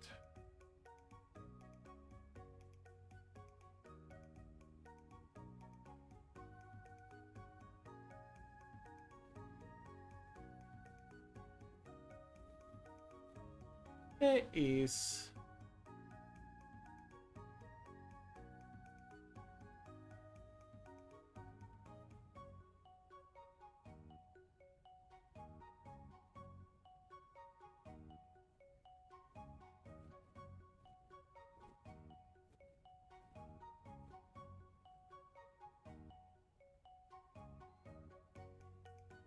Let's send everyone over to Zon.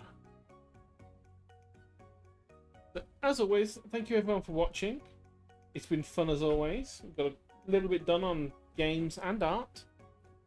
Hopefully I'm going to be on again tomorrow. Possibly even building the hurdy-gurdy.